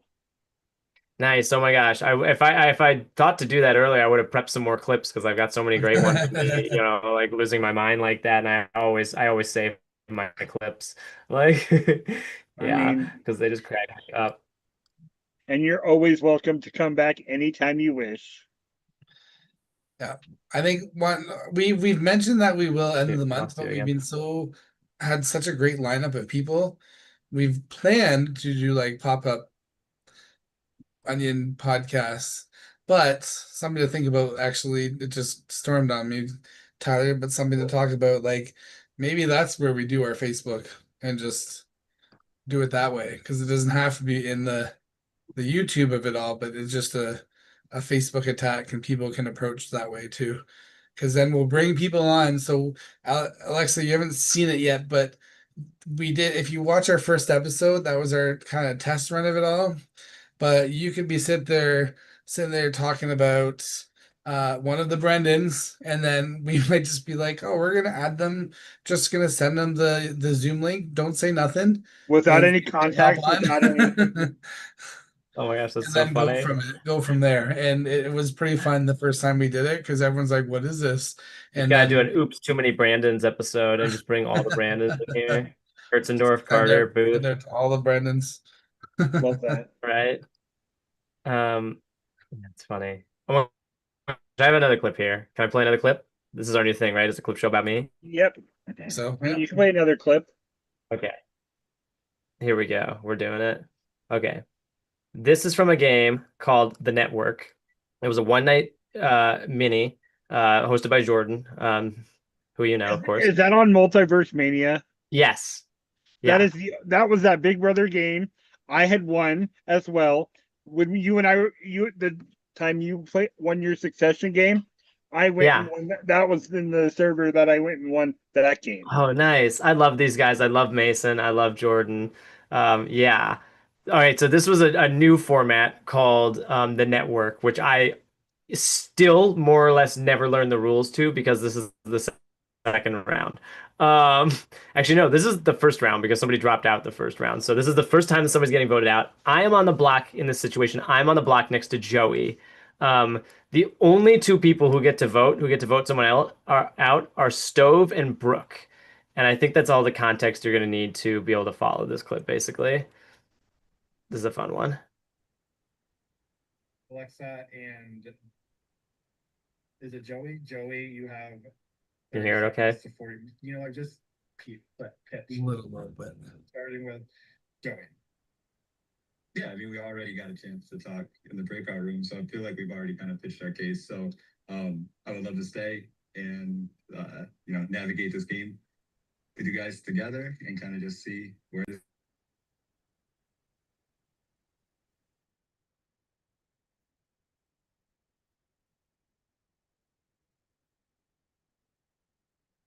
can do. But yeah, I want to stay for sure. So please vote to keep me. Alexa, you're up. So Stove and I ran into each other in a club down in Orlando. I did not recognize Stove. I had met him previously on orgs. Just a few minutes ago, he was upset with me about it. He was upset with me the night of, and now he's still upset with me about it. A minute ago, I lied to him. I said, Stove, it's because in person, you're taller than I thought you would be. Like, as I thought you would be short on screen. Or I thought on screen you look short, but in person you're tall. Stove, This is wild. Stove, the truth is, that was a lie. And the reason I didn't remember you is because you're fucking forgettable, Stove. So you might vote me out, but if there's one thing people are gonna remember tonight, it's gonna be me and not you. So send me home, fucking bitch. And next time I see you, it's on site. No, With that being said, I just want to be fun. Do something. I'll give you that. I just was like, if I'm gonna go on round one, like I got to, Anyway, that's a fun I one. love that. I Actually, love that. Did you post that online? I feel like I've seen that already before. Maybe I saw it online, but I can't I remember seeing that and I was like, oh, okay. CK's reaction is pretty think I nice. sent it to you while we were playing a game because I had clipped maybe it. it And was, I think yeah. I sent it to you because I was like, I had a great clip last night. I have to share it with you. Yeah. Like, I think and that's that's like 10 minutes into the game, maybe. Like we basically had the rules explained to us. It was like, okay, round one, here's how you play. So there's just like zero reason to be going in like that. Like there was no stakes yet. I was just like, oh shit, all right, swing for the fences. But that was a fun clip. So if you don't know Alexa, a lot of people may know you now. Get an insight of who you are. This episode is going to be our most watched episode because you brought clips. Right. You were like, I'm not afraid to show Right. what it's like. Yeah, it's just a showcase for me. And you were the first to do that. So no one's Put actually brought together clips on. So tits. You brought the first thing to the end and you brought clips. Perfect. Glad I could help. that's awesome. So this, I honestly, this is great. I always, it's always fun talking to Alexa. So, and not the device, this one. So The person. so it's good, and I'm glad you made it on. I'm glad we got to see you. There's chances you will be back, so Many you know, chances. It'll be good. I I'll expect prep the more horns to clips. be on. And more clips, yes. There's more being made in the future. Hopefully I'll have some LRG clips by then. That would be pretty cool. I think, Steve, we need to do a show where people just bring clips. Let Oh, yeah. clips talk for them. Show me your games. Let's go. Right? It's like a big audition tape, Like now other casting people will look and go, she's got to be in my game. She's entertainment gold. I Right? like it. I like it. It's been good. We're gonna move on to our next, I think. I hate to say goodbye, but always a pleasure having you back. And Always. if you have some detailed, wonderful news you'd like to share with the world, let us know, and we'll make sure we get you back in here as well. So You guys, I'm pregnant. Oh, okay. Well, I was thinking the next episode, but hey. With the spawn of Satan.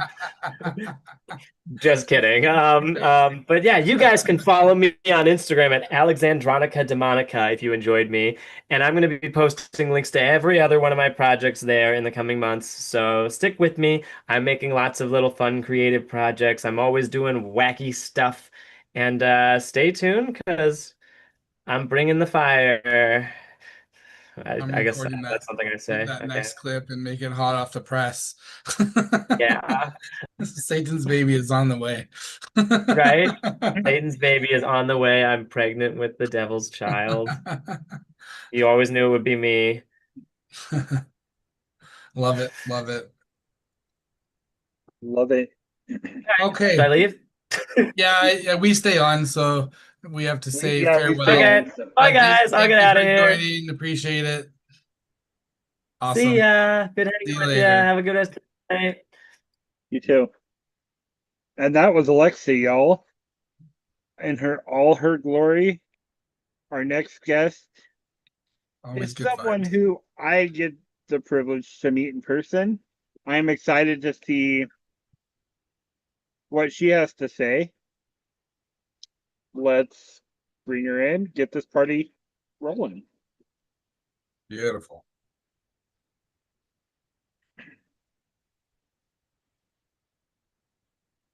The waiting room is slow today. I did admit her, so.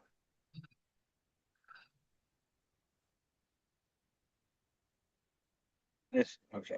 There she is. Hello, Kendra. Welcome. You are live on the Onion. Hello. How are you? I'm fine. I'm just trying to get my stuff together. I mean, I feel that. Oh, I'm tired today. It's been a long Uh, weekend. I mean, I feel that. And I work all weekend, so I feel that. Most definitely do. So And what is this called? The Onion what? I didn't yeah, even read. the Onion podcast, or simple, just known as I like the this. Onion. And Well, That's awesome.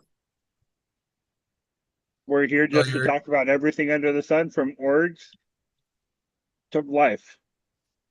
'Cause Awesome. life happens. and it's Lo- all live, uncut, and as you see it. Awesome. So what is your name? I know Tyler. What is your Oh, name? I'm Steve. We Hi, haven't met. Steve. No, we've never met. Nice to meet you. Nice to meet you too. I So mean, this is my partner in crime. Like yep. So you do these every week? every Sunday, or try to. Life happens. We didn't do it last week. Yeah, it Right. was little complications, but I think we're back and rolling. So Yeah. And long he won't story do it on short, the I had a Sunday that nice he's with me. flight. I'll find a way how to go live. I'm sure you will. They make iPads for a reason. Yeah, they do. It'll probably, by the time that you have this on, though, I mean, how long do y'all talk each Sunday evening? It just varies varies. on who the guest is. Cool. Yeah, because we should be done by 7 Central, 8 p.m. I mean, Your it's 9:30 where I am, so I don't know what it's that means for 8:30 you. here. Okay. So, It's 6:30 for me. So I mean, Oh my gosh. oh, where do you live? Oregon. Oh, Oregon, I hear is beautiful. Oh, it's gorgeous. Never been there. Want to go there someday. I've been to Seattle, Washington, but we didn't go through Oregon.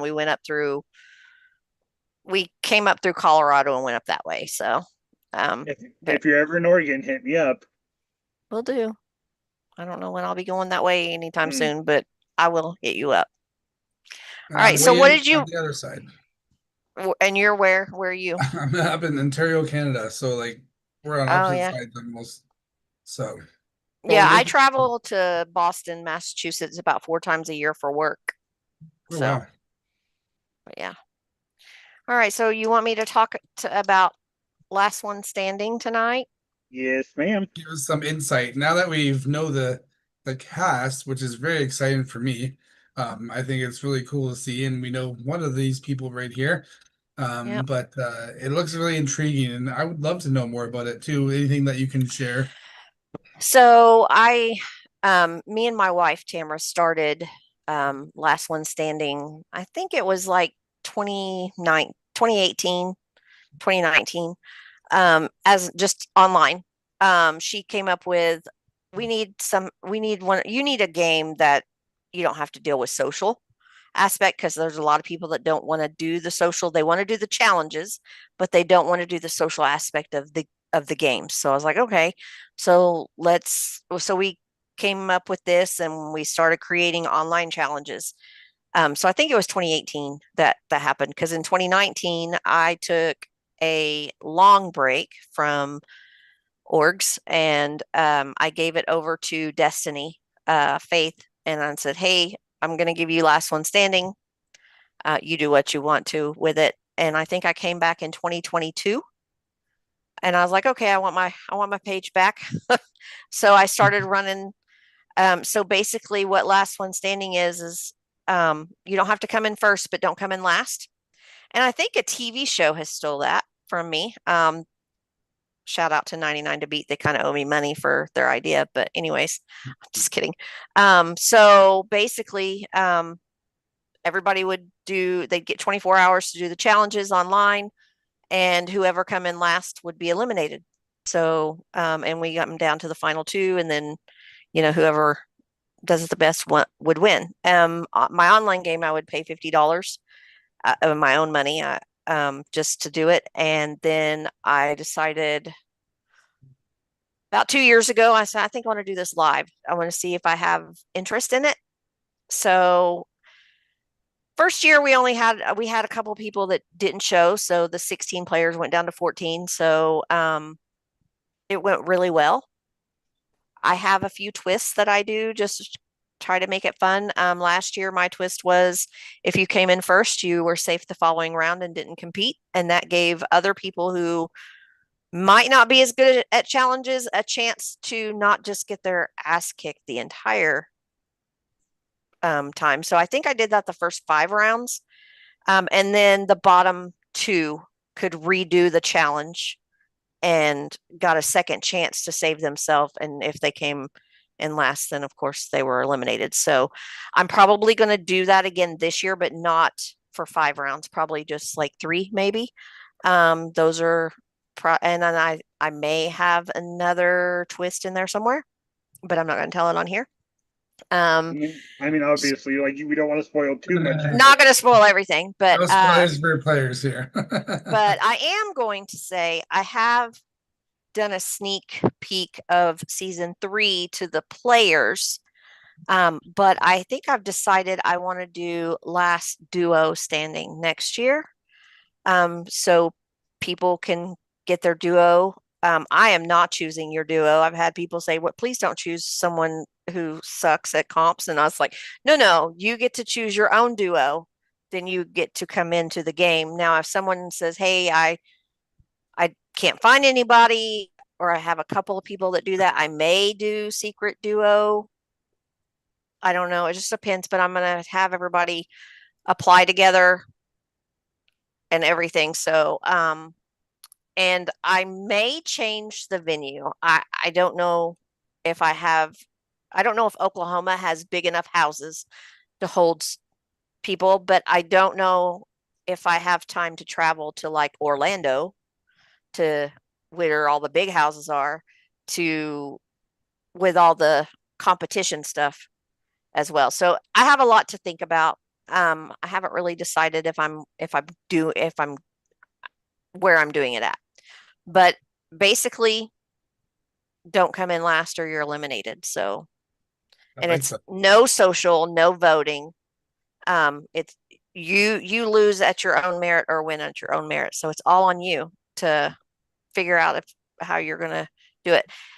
Last season we had people, they game talk. I'm gonna beat you at this comp, or I'm gonna do this, but it was more just kind of a laid back.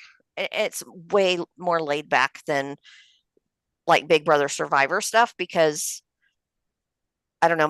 Last year I had it more days, but we didn't need more days. So this year I kind of I made it smaller. I can't think of the word right off the top of my head. But you condensed it. Yes. Yeah. So we're going to have 2 full days of comps, but they're still going to have time to enjoy being there. Like we have some themed nights, like our first night we decided to do disco night. So it's not mandatory. So you can dress up. And our cook is making some food, and we're going to just have a good time. Alcohol is allowed. Weed is allowed if you have a medical card in Oklahoma, but weed is allowed at the house. But everything, no smoking in the house, everything has to be out, but drinking is allowed. But I am a stickler when it comes to, you can drink responsibly. You do not have to drink till you're blackout drunk. I don't want anyone getting hurt on my watch. Have fun. But if you break something, you buy it. So, I mean, it's basically just be a responsible adult. I don't care what you do behind closed doors with other people. I'm going to be sleeping with my earplugs in, so y'all won't bother me. Have fun. Don't disturb the neighbors. So I'm pretty cool on that. I just have a few things. Just don't get, we had last year when I went to sleep, some things happened, and I'm going to make sure that those don't happen. I may stay up a little later this year because I may need to, but I know how these people are when they go to LRGs. I mean, if it's anything like Orlando, yes, it is. It is. I mean, I know what that was like, but I'm also very easy to host. Like, you will find Oh, very simple. I'm not a problem child. I am all about being fair. Um, everything is written down. Everything is, I've got all my challenges already set. They're not like super hard challenges, but they're not super easy either. You actually have to like do the challenge. So it's going to be fun. We have 7 females this year, which is more than we had last year, which is good. I'm glad that we actually are starting to get more females to play in LRGs because it's a lot. It's really hard to cast females because they want to play, but I don't know. It's just really hard. Like when I did Big Brother Dirty Jers, me and Johnny Vega, we got lucky that our cast was split with men and women, but the women kind of got picked off one by one, and it was funny to watch the audience pay on the page. They're like, "Oh my God, why do they always pick on the women?" It's like, this is just the dynamic of how some things go.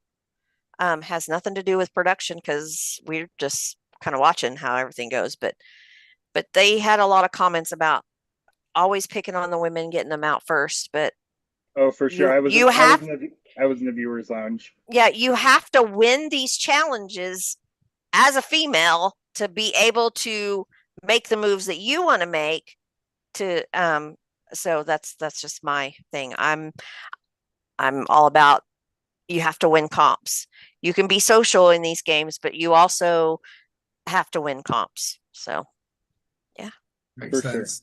I don't think those rules are harsh in any manner. They're more respectable rules, if anything else. I think that's legit.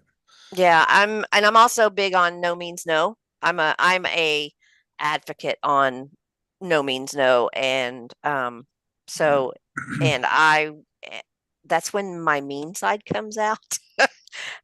And I've already told, and so my rule is, so how I do it is no means no. And if something happens after someone tells you no, I am not scared to kick a motherfucker out. Sorry if I can't cuss, but you're allowed. You're good. But I'm not. Our previous guest was cussing up a storm, so. But yeah, so we're there to have fun. We're there to play a game. We're not there to do things that are not supposed to be done. So we're all adults. Act that way. Legit. Makes sense. That's plain and simple in my mind. I don't think that's too much to ask for it. I mean, I've been to a few games. I'm a sleeper, so people aren't going to bother me. I will go upstairs and put my earplugs in, but I have seen people. We're going to start playing at between 8 and 9 o'clock in the morning, and people are still up at 6 a.m. I'm like, I don't know how y'all do that. I Some mean, people, I did it in my 20s. Now that I'm in my 40s, there's no way I could do it. I I So mean, yes, second that. I I'm second a I night owl. I'm a night owl because for work. yeah. So I mean, I remember in my 20s, I would go out on a Thursday night because that was ladies' night. We'd be out till 2, 3, 4 o'clock in the morning, and I'd get up at 7 o'clock and go to work. But I can't do that in my 40s. Your body just changes so much. But yeah, Well, yeah, I used to be a night owl. Like I worked in a restaurant business, so obviously it was you up till like 12, 1 o'clock yeah, in the morning. And I think like a few months back, I was up for some reason because the day went crazy, and I calculated like 22 hours, and my brain was mush. And I'm like, oh I, yeah, I used to love doing this. Now I'm like, no, I no. yeah. I remember when I was younger, I was like, how long can when we were like little, hey, let's see how long we can stay Yep. awake. Like 36, 40, 48 hours. And I was like, there is no way I can do that. I think Not now. 44 was my record at one point, but that was about I it. think I made it to like 38 or 39 and I was like, I'm out. I'm going to bed. But yeah. But no, last one standing's kind of like my baby. I do co-host with Johnny Vega. We're doing another Jersey one next year. It's going to be in Atlantic City next July 7th through the 12th. We are actually uh, casting for that now. We have applications open till the end of the summer. So I think his end of summer is like beginning of September. So, and then once we're done with our weekend of last one standing, then I'm going to post. I'm trying to decide when I want to do it next year, probably in June, um, and probably do duos because I want to try the duos. that I sounds know fun. you, I mean, I know what you're I'm thinking, also Tyler. I can't cross the border. I can cross the border, but I can't. I know what you're thinking. We have someone coming. We have someone actually coming from Canada this time. I know who that is. Yep. I mean, I'll be real. She was the one that you cast was on our podcast a couple weeks ago. So she's also someone I drink with in Orlando, so I know Yeah. her very well. She spoke Yeah. about an upcoming LRG, but couldn't tell us. And I'm like, oh, now I know what it is. So it's out there. Like literally I saw the cast coming up. I'm like, I've played orgs with I think pretty much almost all of them, and I'm like, okay, this could be a really like I think I don't know if you were the final decision, but I think you picked really well on a good cast here. So Oh yeah, it was all me. I'm the one that cast everybody. nice, nice. I Um, mean, I know almost all the cast except for like I think there's 3 or 4 people that I've never met. So yeah, there's several that I haven't never that I have not met and that are new to me, like Camden, I don't know him. Cody is Travis's boyfriend, which I don't know him, but um I know of him. Tim, I don't know. Um I think that's all that I don't know that were new to me. But Camden's in Oklahoma City, so he's like 15 minutes from the house where we're going to be doing it at. So, um, love but that. yeah, it's going to be a fun time. It's going to be interesting to see who wins this year because Tyler um, Gibson came in second last year, so he asked to come back to get some redemption. So we'll see how he does this year. So, I but he's mean, got some competition. he's someone I'm excited to meet because like I played. He is came in at least third place in War Games, the org I played. So Yeah. been wanting to meet him for a while. Yeah, it's fun to meet everybody and and drink. And I don't drink because I'm diabetic, so I don't drink. I may have one every now and then, but not very often. But I still have fun. We did a Big Brother game. It's funny. We're at the last one standing last time, and we had some time in the evening, so they did a Big Brother game and Meadow won the Big Brother game. Meadow Raw, she won. I came in second. And but my final speech was let Meadow win because I didn't do anything but sit here the entire night. They just let me float all the way to the end. And then of course, Meadow won, which was great. That's what it was for. But I'm not, but I really didn't do anything the entire time. I just sit there and did nothing. So it was funny. But we had a good time. We'll have a swimming pool this year again. So we can swim and play. We have pool, and I think we have darts, and we have some other game, some like ping pong and stuff at the house. So we're I think one of the players is bringing an Xbox because they have games that everyone can play, like fun games where we play as a group. So it's going to be a fun time. It's going to be not a long time, but it's going to be a fun time. So we'll have a lot of fun. So we'll see. I'm So do you excited about it. do you travel different areas when you do these games? Is that what it sounds like, or am I hearing that So right? Big Brother Dirty Jers is in New Jersey, which that's where Johnny Vega is. So Oh, I okay. traveled up there to do that. Here, I'm in Oklahoma City, and it's really hard to travel with all of your competition stuff. So I just did it here in Oklahoma City. But if I do need to travel, I will. I can always rent a van and put everything in it and just drive. So You kind of come to Canada so I can play. why can't you come? Why can't you come across the border? I can. I have no problem doing it. It's just for me it's probably sometimes costly because of the exchange and income and stuff, and it doesn't like me leaving home either. But I think one day it'd be a nice experience to try that though, because I that's what don't think I love about it's. these allergies. We had someone come to New Jersey, and she found a pretty cheap flight. It was like $400. Um, and I see that the exchange rate is Yeah, it's nonsense right now. stupid. It's ridiculous and stupid. So, but But being close to the border, I might even, jump the border to Buffalo and then fly from there. It's probably maybe cheaper. We'll see. I don't know, but I don't know. You It should try it. might be a little cheaper in that whole. yeah. But I mean, if you we're going to be in Atlantic City this time on the beach, so it's going to be a little bit different than last season for Big Brother Dirty Jers. Like we were inland, in like the country, so we had this house and it was a big yard outside. But I think the place where we are going next year has a nice size yard too, but it's close to Atlantic City, so or it's close to the Really cool. beach. So That's really cool. It's really exciting, like just to hear the how it rolls out and like how these LRGs work and do it stuff. I'm really intrigued.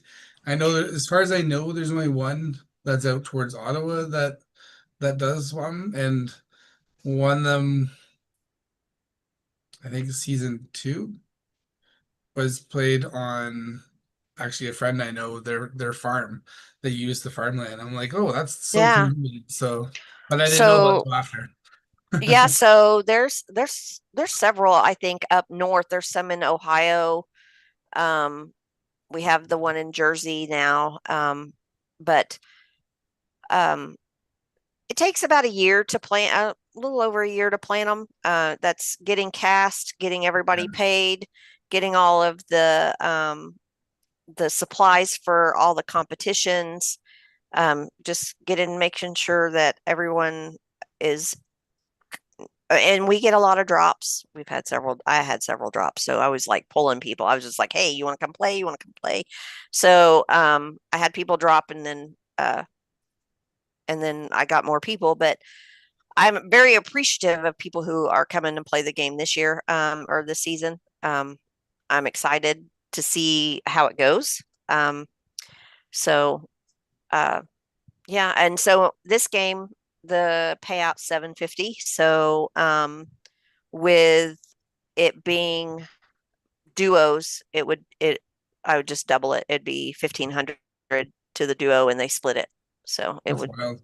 That's pretty So cool. yeah, but I'm just I I do it because I enjoy it. This people always ask me, what do you do for fun? And I was like, well, you're not going to understand it, but this is what I do. And they're like, oh, that sounds interesting. It's I funny mean, because I explain to people what you like. I'm like, I play games online. I'm like, oh, you play like, Doom or Fortnite. all that stuff. I'm like, no, no, no. I'm like, this is with like real people. We do challenges like in our home, and they're like, really? Like, and it takes a while, but once you explain to them, and then I'm like, I had friends cheer me on sometimes because they're like, Oh oh yeah, yeah, yeah, yeah. you're doing good. So it takes a So bit, but my my son will be 24 in January. He's been watching since I started doing this, and I started doing orgs in 2017, so almost 10 years. And he told me yesterday, he's like, okay, so I'm going to come and visit this year. I'm going to come up to the house and play pool and hang out with all the people. You got a lot of new people there, Mom. And I was like, yeah, because he follows me on the page. He goes, um, I'm playing next year. And I was like, you have to pay to play. And he's like, I know. And I was like, just because you're my son doesn't mean that you don't have to pay to play. And he's like, I okay, was I'll like, pay. no free rides, even if you're blood related. No. Like, nope. So he said No, he's going to pay to play. So I'm like, okay, right, I'll that's let you. good though. So he's like, I said, but it's duos. And he's like, I'll bring Colton. And I was like, okay. So he's wanting to play next year. So we'll see. That's cool though.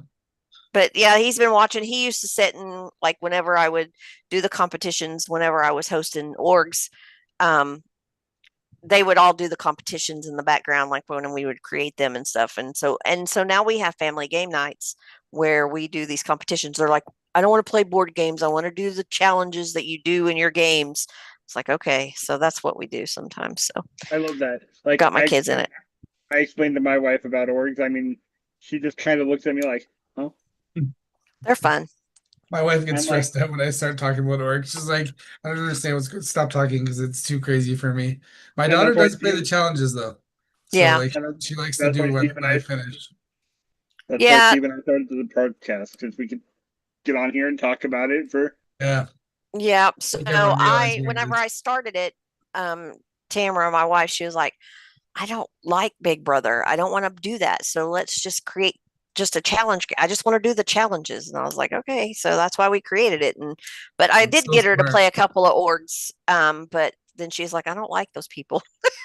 I was like, well, you don't have to like them. I said, I don't like everybody in the community, but there's a lot that I do. But um, it's But funny. just hearing because I knew like once I found out the cast and then Tyler could announce what his allergy was. Mhm. I started exploring the page and now hearing you talk about it, I'm like, I really think that format is pretty cool because some people can't tolerate the social aspect of things, Correct. but they love doing challenges. And I'm like, the fact that you can just roll with challenges, I think that's pretty smooth. I love that. Yeah. I mean, it's not like the caucus challenge where they like actually go out and like have the pole and they're pole wrestling and doing all that. Yeah. I don't do that kind of challenges. They're just basic minute to win it type challenges. No American Gladiators, eh? No, I may have borrowed a challenge or two from Big Brother Dirty Jers this year, and he also borrowed a couple from me. But I was going to do, which I changed it. I was going to do the fork and the potato and the fork where you had to toss it, but because it's not a duos game, I changed my mind and took that out, and we're just doing just single challenges. So, but yeah, it's going to be fun. I did do a couple from 99 to beat because they took my Fair game game. and they made a TV show out of it, so I might as well borrow some of their challenges. So, On one of our last episodes, we actually had a contestant who's getting ready for a current season of 99 to be on. oh, Rear. Yep. Yeah. Yep. Yep, I'm excited to watch him. I'm going to watch him. I told him I'm very proud of him for making it on TV. There's also another girl that she played Glitch, Flo. She's also going to be on 99 to Beat with O'Rear. So she played Nice. Glitch this year. did pretty well. She made it to I think final 5, if I'm not mistaken, in glitch. I might be wrong on that number, but I watched glitch. But yeah, Mm. I am happy that people in the org and LRG community are making it on the reality TV, because that's what all of us wanted to do. Yeah. The last time I tried out for Big Brother, I went to that was in 2017. I went to California and did a open casting call, and the casting director, who is no longer a casting director, Robin, bitch, told me that I would be the old lady in the house, and how would I be able to relate to young people? And I just kind of looked at her like, this bitch just called me old. Hey. And I wasn't even, I think it was in 2017, I had just turned 40. Oh, geez, that's I'm not old, but No. whatever. I saw stats the other day, and they looked at the winners that were old, and it was like 51 and 53 that were the ages they were all at. So I'm like, there's still winners to be Right. older people out there. Like I'm Yes. classified sometime as old, but I'm not that old. So like, like 47, you're not 50 yet. You still got a game in you, you still got things to do. Right. So, Well, not me anymore. Not since I broke my ankle. That's not happening well, that's now. not fun. So That doesn't no, help. no. So I broke my ankle in February. Well, I'm gonna say I broke. They said it was a broken ankle. My fibula broke So off the top of my ankle. So I say I broke my leg. But it's been a crazy recovery. Still not completely done, but we're getting there. it I happens. mean, But it happens. but you're doing this, and I think it's probably just as Yes. fun for you. It sounds so fun. Like, Oh, it is. I have a lot of fun doing it. Like just getting everything ready. I mean, I have my binder prod book. I have it sitting on nice. my bed where I sit and just write in it all the time, like different things. So I've got to finish this next week. I got to finish typing everything up, and then print it all out, and then I'll be ready. I've got all my supplies and everything ready to go. I love how it's like hardcore for you. Like you said, it takes a year to do these games, and I'm not mocking anyone in the org field, but I know a lot of people that have played a lot of orgs are like, I'm gonna do my own org, and they just start it and they just roll with it. And like I think to have a good org where people are gonna enjoy and have fun, it needs planning. You can't just It jump right does. into it, right? So it's So great like, that there's so much work into it. Like I love that. so me and Johnny also do an org. It's called Battlefield. And I think we started planning. Well, I'm not planning this season.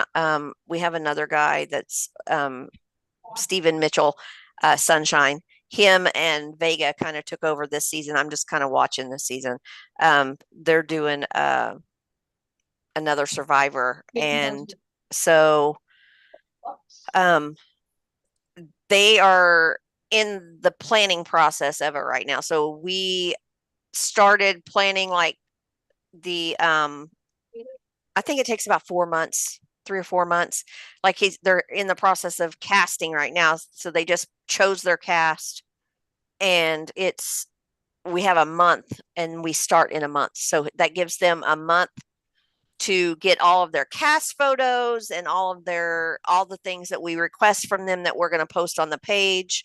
And then Johnny can also finish with, like, I think he's already come up with all the challenges and all the advantages and disadvantages and how they're going to do it and everything. It takes him about 4 months to plan. We don't just go from, oh, I want to do this and just start like the next day. Yeah. So yeah, it takes planning.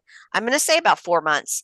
If you really want it to go good, about 4 months, and that's casting and everything and getting everything that you want in it. So Well, I look for new words. I just joined your page, that page. which one? Battlefield? So, Battlefield. I just joined it because I was like, I like playing with new people. I'm not, it happens. The org field is so big, so you're gonna meet people you have played with before, but I love seeing new faces because it just gives a better perspective of how the game is supposed to go. Right. So it's pretty And we cool. like to so Johnny really likes to cast people who have never played before, and he tries not to cast friends a lot of the time because they're going to be pre-made. Can I close this? They'll be pre-made, and so can I close this? That's my daughter. She just got home, so she had to say hello and then she's gonna disappear. Because usually I'm downstairs where it's a little more quieter, but I'm in the main floor, so it's busy. That's But okay. looking at your page on Battlefield, I see Diane. She's a Canadian, but a good friend that she's won the seasons. That's pretty cool to see. So I think she won 2 seasons ago, if I'm not season mistaken. 3, yeah. So it looks like Yeah. season 5 is blank. So but it's something to watch maybe, and then maybe I can figure something out later. So Yeah, I think we do two seasons a year. I think so. that's cool. We haven't done we haven't done it this year because we had both LRGs. Yeah. We were doing Jersey, and then I said I'm not doing anything between Jersey and my game because I still have stuff I've got to finish planning and all of that. Plus, I was still trying. I had right when we did Jersey, I had only been walking without a boot for 3 weeks, so it was rough in June. And then I just finished up my physical therapy, so I go back next month, and then we're going to decide if I'm going to have another surgery or not. Oh. Because my metal that they put in my ankle, my body does not like it. So it's trying to. I have a hardware sensitivity, is what they call it. So they're going to determine if they're going to leave it in there or take it out. So we'll see. I still look to Amazon for bionic legs and knees and stuff, so they don't have it, but I'm looking. So You're funny. All right. Well, I think my granddaughter's about to come home, so before she comes in here and starts yelling, thanks for having me on your podcast. I probably just kind of started rambling because that's what I do. That's what we like. You're good. You're good. All right. Well, it was very nice meeting you, and I will see you in about a week and a half. I will see you in person here soon. Yes, I'm so excited to meet you, Tyler. All right. Well, I'm gonna get off here, and I'll see y'all later. Thank you very much for joining. Appreciate All right. Thanks. Bye.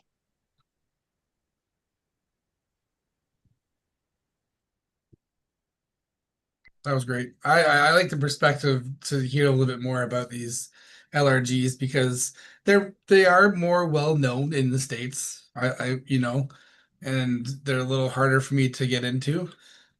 But I think it's fun seeing people in the org world joining those things and expanding, aka this guy right here. Unless you're on this side, I don't know which side you're on. So on my screen, I'm to your right side. On the live, you're literally below me. It's funny how it all you never know how it comes across. Usually I have my 3 screens, so I have us here, the live, and then the YouTube, but I don't know, I'm gonna miss it. I hope I can get things back together, but I'm so nervous to put stuff in the basement now.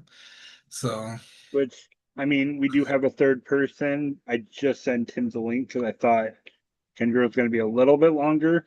That's okay. But so we have a few minutes just to chit chat with just us. This one we both know pretty well. I'm sure we both have played the game that he's one of the main hosts of, and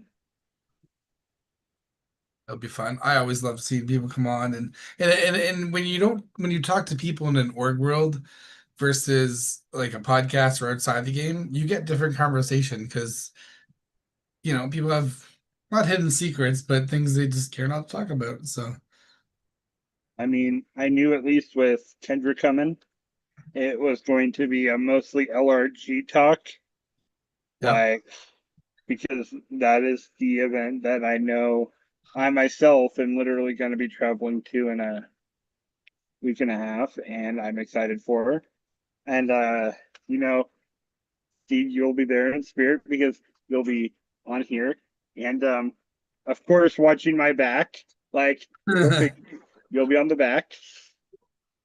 I think it's almost like a nice even test run for what's going to come because that'll be a lot busier, I believe.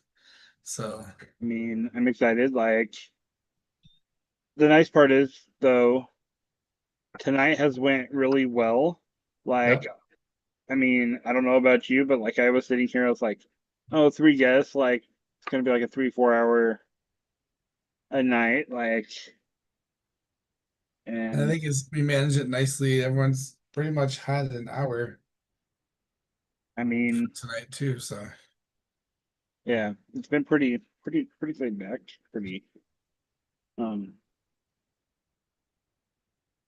so it'll be I think it's going well. I'm just happy to kind of be back. I felt kind of bad last week, but at the same time, like life happens, right? So everyone else is still going to be here.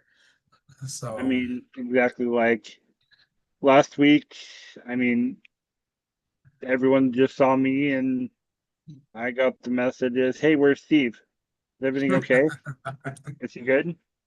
I was like, "Yeah, he's fine. He's dealing with some home stuff," and because I was like, I didn't want to get too deep into it. Like, it's not my story to fully share. yeah, if anyone follows me on Facebook, they know because I did minor posts just so people knew what was going on, and to be all honesty, like people got it 10 times worse than what I got it. So I'm really in a good, thankful belief that it could have been worse, but it sucks that it happened. But it's in progress right now. It's in healing. So I mean, yeah.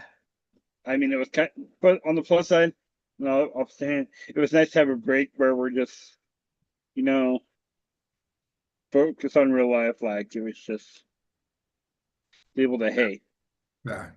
the onion's always going to be here. Yep. We may shed a few layers, but it always comes back strong. But I mean, exactly. With the next guest, because like he's joining now, so he'll be in the waiting room Awesome. in just a minute. I'm excited because I know this man has a lot to say about everything. Hopefully not a lot to say about us because I know he's hosted both of us before. So, Steve, our lovely favorite Peter, has commented in the live. Steve was now blessed with a swimming pool in his man cave. Yes.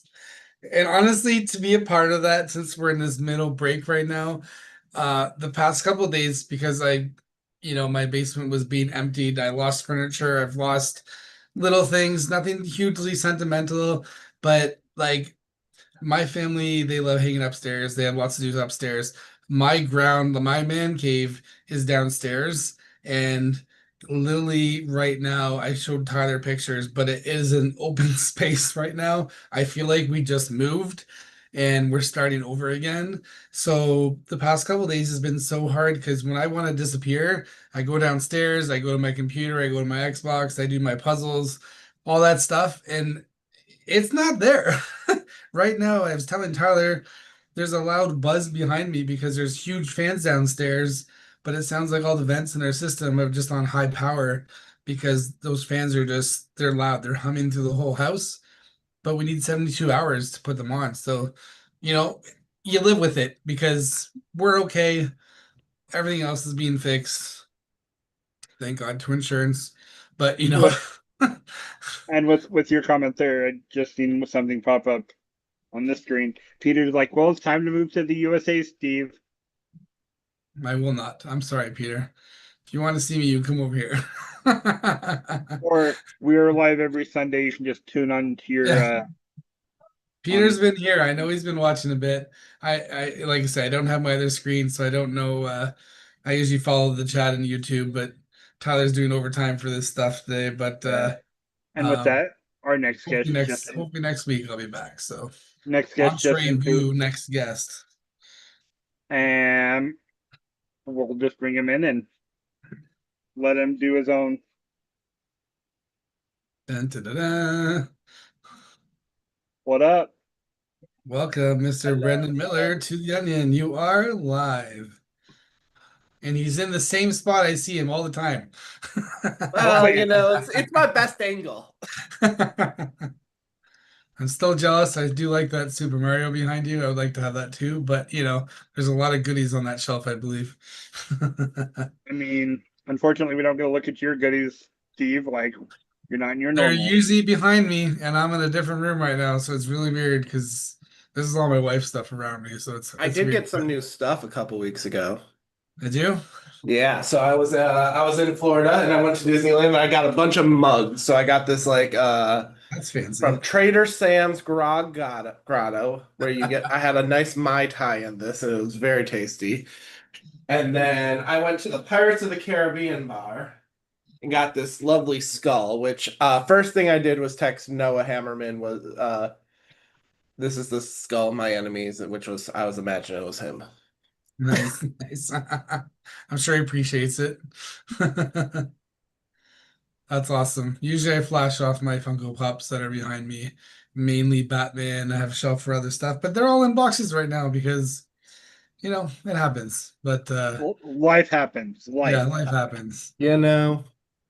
So, but we bring people the onion and we share our stories in life, and that's what we do. So, but we know we have Brenden, who I don't think I've ever really seen play in an org, but he does a small job hosting orgs. I think I played with you once. Did you? I'm trying to think now. If Yeah, I we had- didn't work together that long, but That's probably I why. forget what game, but like That's probably why. I'm used to seeing you. we know we played Rivals. Was it? Yeah. Okay. And I I think we used to played a keep. different game too. We played at least 2 games together. Okay. Okay. Tyler, I don't forget think we things, played a but game. It's been a while. I don't think we have. You've only ever hosted me Yeah. at least twice now. I played primetime twice. I think I played 2 or 3 times. I'm think sure. I got I'm 2 sure under, Brendan yeah. knows, but yeah. So The first time I ever played, I made it to Final Four. It was a Big Brother game. Yes, you I And if want Kenzie, four sounds about right. If it was 4 or 5. yeah, because it was myself, Kenzie, Bianca, and Brian. And luckily I have a great Google Doc, so I keep everything. I would say you probably have all this on file anyway. I too. have every single thing on file. Nice.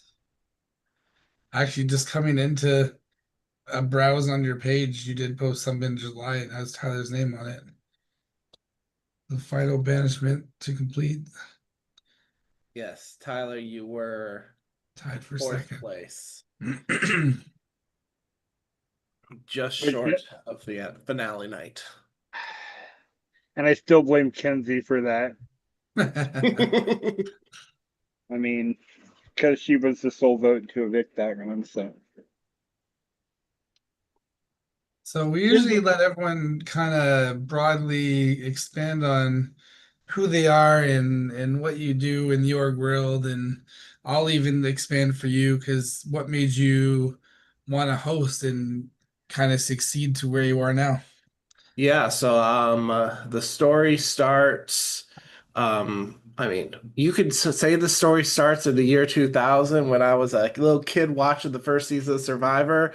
And then after the first season of Survivor, I didn't watch it for about 18 years. Fall 2019, I think randomly, I'm like, I think I'm gonna watch Survivor, which was Island of the Idols, which most people could say is one of the worst seasons of Survivor. Um, Actually, backtrack. I had a bunch of coworkers talking about Big Brother, and so I had to watch Big Brother that summer, which was Big Brother 21, which is also one of the worst seasons of Big Brother. But I was engrossed in it. And then that season ended, and I immediately started Survivor. So then pandemic helps this, but then I was like, well, the next season's like season 40. I gotta watch like all the seasons with all the players that are playing that. So I started a big binge watch over the course of basically all of when season 39 was airing. I pretty much get myself hooked into both of those shows. Then I start my first org. I'm living in Chattanooga, Tennessee at the time, where a coworker and his partner at the time, Danny Jackson, I meet Danny, and Danny, we hit it off talking Survivor, and then Danny starts sending me all these applications to join these orgs. And so I play Superstar. Superstar was my first season. Completely absolute. Some people tell me like you picked the most complicated org to join, for your first one, but just I went in there, had fun, made a couple good music videos, a few different things there. Um, and I got blindsided right at the merge. It was like we merged at 14. It was a split tribal, and I lost. It's that cup challenge where you have to like hold the cups against the wall. That is Steve. That is Steve's Say, favorite cup. It's you can like share so. us. You can So share it's the like, meme. and here's the thing with me and orgs is like I can do this challenge if it's like a speed cup, but when it's like hold still, I can't hold still. There and just if you ever play an org with me and the challenge is hold still, I can't. I fidget. I fidget too much. If I went on the real show, if there's a hold still challenge, I'm gonna be like one of the first to drop. So what I ended up so I lose that challenge and I get voted out, completely blindsided. But then I get told there's a battle back, and I'm like, oh my God, I'm so excited. This is a battle back. I can win, get right back into the game. It's the exact same freaking challenge. And of course I drop. So, um, so I did that game. Then I played Cat's Ultimate Survivor org, cuffs. That one I do a lot better. Both games I end up I form in a majority of lines day two of the game. Um, and whether I stuck with those alliances was a whole different thing. It was just me getting, because that's just how I play. I'm like, I'm just gonna play hard and see what happens. That game I got to final six. What's funny is I basically get kind of like betrayed by my own alliance. I get voted out. And at that point, and I was already starting to think about like, you know what? I like playing these, but I feel like I'd like creating them myself and hosting them myself. Which I know some people play a lot of different games before they start, play more than just two games before they think about like starting their own org. But I was already starting to think about it. I was even talking with one of the players in the game, and then I got voted out, and I'm like, out of pure like anger of getting voted out, I'm like, you know what? I'm gonna make this happen. We're gonna roll with it. I even asked a couple members of the jury at the time, people that I might have betrayed on the way out. To be like, you want to like join? Anyone want to like help me prod this? Because I was literally planning to do this myself, and Tony and Morgan decide to be like, hey, we'll sure, why not? We've also never hosted an org or prodded anything before. And honestly, the rest is history. I made my first season based off my one of my favorite TV shows of all time because I wanted an island show and I went with Lost. And man, casting was a little difficult that first season, but we got it. And we just wrapped up our 15th season. That's awesome. That's awesome. It's always a good time on prime time. I've definitely enjoyed my shares in that. I don't think my trader season was the best season to play, but I tried. It was something You know, different. It was something fun. So you did all right. it Because was you new. were a trader, right? Yeah. And Yeah, I've never that was my second traders game. And I was like, yeah, I could do this. Like a lot of people think yeah, see me as a loyal person. I'll just play like a yeah. regular game. And I thought to have a little fun with it, and it didn't work out the way I wanted it to. Now, were you still in the game when they murdered someone in plain sight, or was that after? I think that was after. Okay. Okay, so maybe I take back that you did all right because you were the third banish. Now I'm looking at it. Because that was a weird season because what ended up happening was at one point I thought the traders were doing so bad because I think it was three traders out in a row, and I was actually worried. I'm like, are we actually? There actually was a scenario where if they didn't recruit a certain point, which I gave them an option, I realized like, oh, I should not have given them an option because if this certain twist that was going to happen went the wrong way, we could have had every trader eliminated. Fortunately, they did recruit. I didn't have to like force them. And that changed everything because then I don't think they ever got another trader again after they got like the fourth one out, and traders go into final six pretty much having the game locked up. Yeah. I think the hardest part for me was, obviously playing as a faithful, you play as a faithful and try to get a trader. But playing as a trader, I didn't coordinate as well with the other traders, and I think I had some random solo votes, and then the others, because when it came to voting out a trader, I'm like, I don't know, do I write the trader's name down? Do I? And the other traders I remember did put the trader's name down. And I went to someone else, and that kind of caused some sus from people, and I was like, I didn't know what to do. I just voted a name, Yeah. Yeah, I've been trying to like I feel like I want to write like a book or something or maybe some sort of YouTube channel or something that would talk about like because I'm like I feel like there's such a not enough. There's been a lot of talk about the strategy of Survivor, the strategy about Big Brother, but I feel like there still is so much in the traders format as far as like the meta Yeah. of how you could do it. I think a lot of things that people miss on that is the concept of implicit suspicion. Like Steve, you're a person I feel most people are going to probably see as pretty like faithful just naturally. Yeah. Tyler, I, I think you the same. But there are certain people that just will never. Like if I was a trader in a trader's game, I think everyone's gonna think I'm suspicious immediately, even if I'm a faithful. I played one trader's game, that's essentially what happened. And I think if you are able to, but you can still, I've seen people that come in with that just natural suspicion, just make just the aura they give, basically. And I've seen those folks can still win the game. It's just how you play with knowing how people perceive you and using that to your advantage, I think is really how you can navigate. I think there's still so much exploration of the format, I think, in traders specifically. yeah, and I think it's a game that not a lot of people really know about.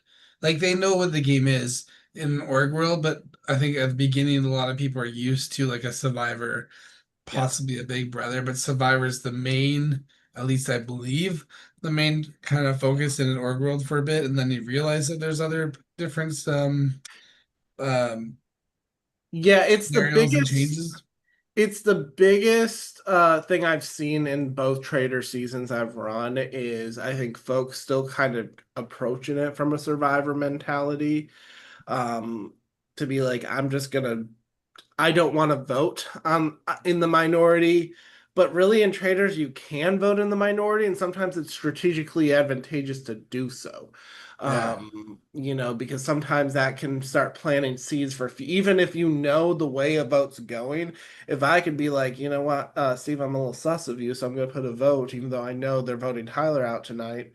Well, that could lead to some further discussions down the line. Now, that can also screw you up later too, and Oh so. yeah. Um, but I think the more we need more traders orgs. That's what I'm saying. But I think the more you'll see people get away from that survivor mentality, the more I think people explore that format more. Yeah, like I played a lot of Survivor games and like, well, actually, it's probably even, I think, two Traders game and two Big Brother game. And I'm like, I think I need to go back to those other fields and try that out. And because I'm so used to the Survivor mentality of orgs, and it's nice to kind of make that change. Yeah. Fun fact, I've never played a Big Brother org. I've only Oh, hosted really? them. I also never like observed anyone host it. I just kind of ran with it. So if you play my Big Brother game and then play a different one, if it seems completely ran differently, it's because I never observed anyone. It's the prime time way. I just oh, this is how I think a Big Brother game should run. At least Survivor, I like knew how some games were run. I mean, I enjoyed the Big Brother game that I played. Like, I mean, I host a Big Brother org, so like, I know Big Brother's more my jam. Like,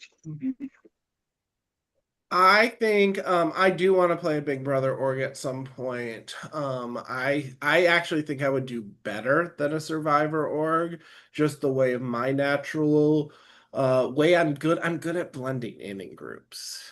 And I think Big Brother specifically, I think yeah, that gets you to the merge, but at some point like targets become much bigger things and Yeah. you have to figure out the votes, whereas I'm like I can, as long as in Big Brother, as long as you can make sure you're not nominated, Yeah, like stay that's off the block, pretty you're good. much, yeah.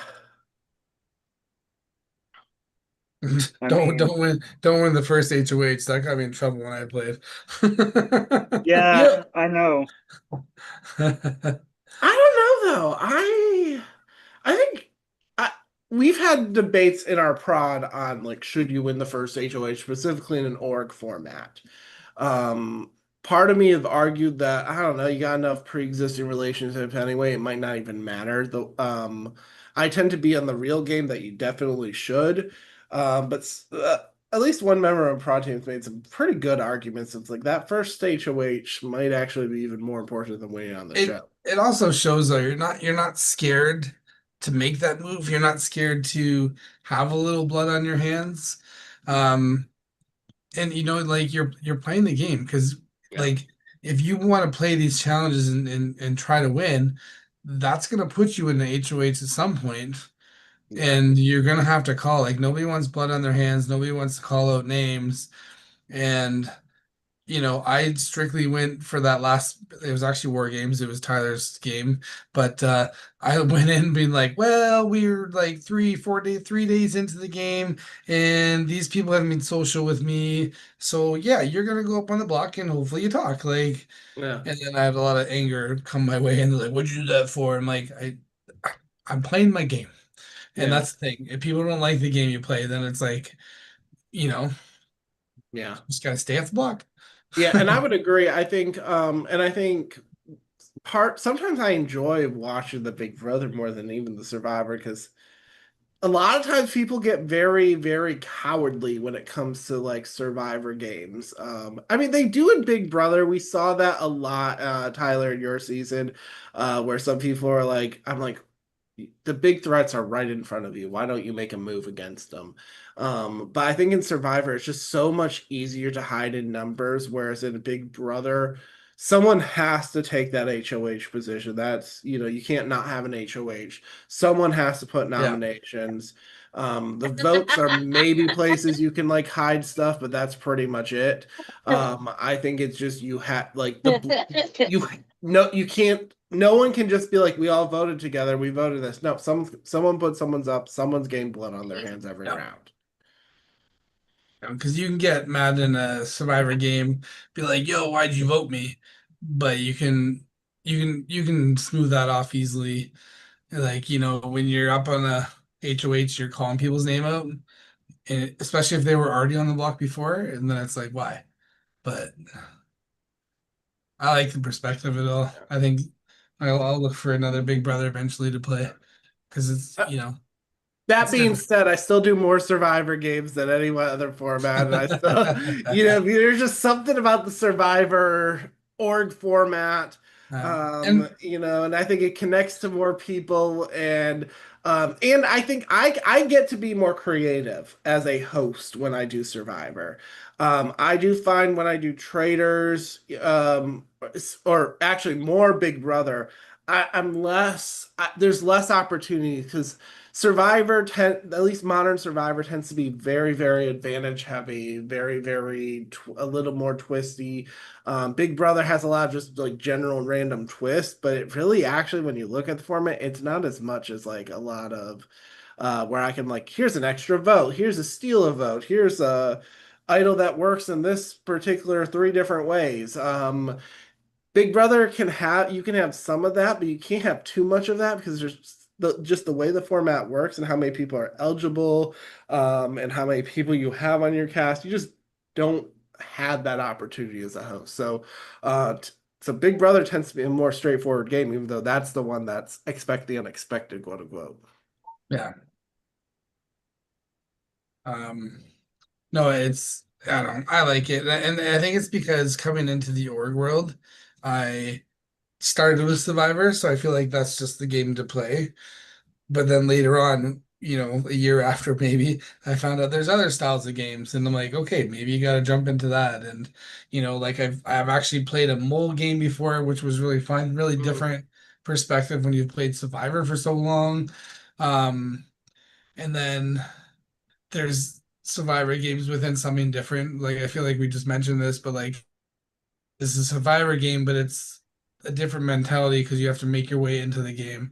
And it's like, oh, okay, so that's different, but it makes I just like a new scenario every once in a while. It's something fun. So that's what I look for. Now, I do mean, you I love watch? Go for it, Tyler. I love new formats. That's what I'm also always looking for is a new fun game that I've never played or new people even. Yeah.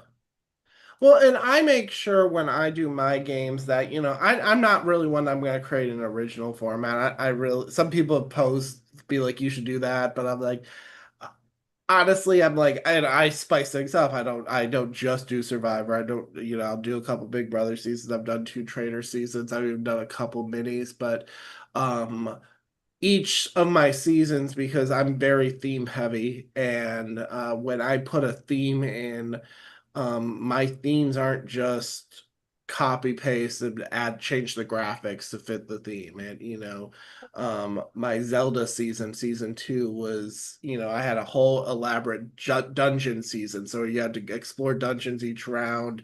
You were able to find treasure chests that might have a advantage, might have something that could cause you to lose your vote. There was a currency like rupee system where you collect rupees that you could buy items from an item shop. Items can be all right. It was so complicated. I didn't ever redo that format. But the one format people are definitely wanting me to bring back is our Pokemon one, where it was you were collecting the Pokemon, you could evolve them, and then you can power up their moves. And that one was I got alumni for that season. Like, please do a Gen 2 of that because we really enjoyed it, and it's different. It's still Survivor. It's still, that core essence of the game, but what are some ways you can create, whether it's like, oh yeah, you're building a Pokemon team and those are your advantages that you use out, or you're exploring a dungeon, or you know, any other ones I was doing. What was the last one I do? Last one I was doing like Muppet season. So like the goal of that season was just like I was general so chaos jealous. because Muppets is chaotic. So and I I was so threw jealous when I heard about that. I was too late to apply. I'm like, oh my God, a Muppet season? so I did not do well in that season. yeah. So every season I kind of think about like, and that's why I'm like, I do actually have a long list of like potential seasons.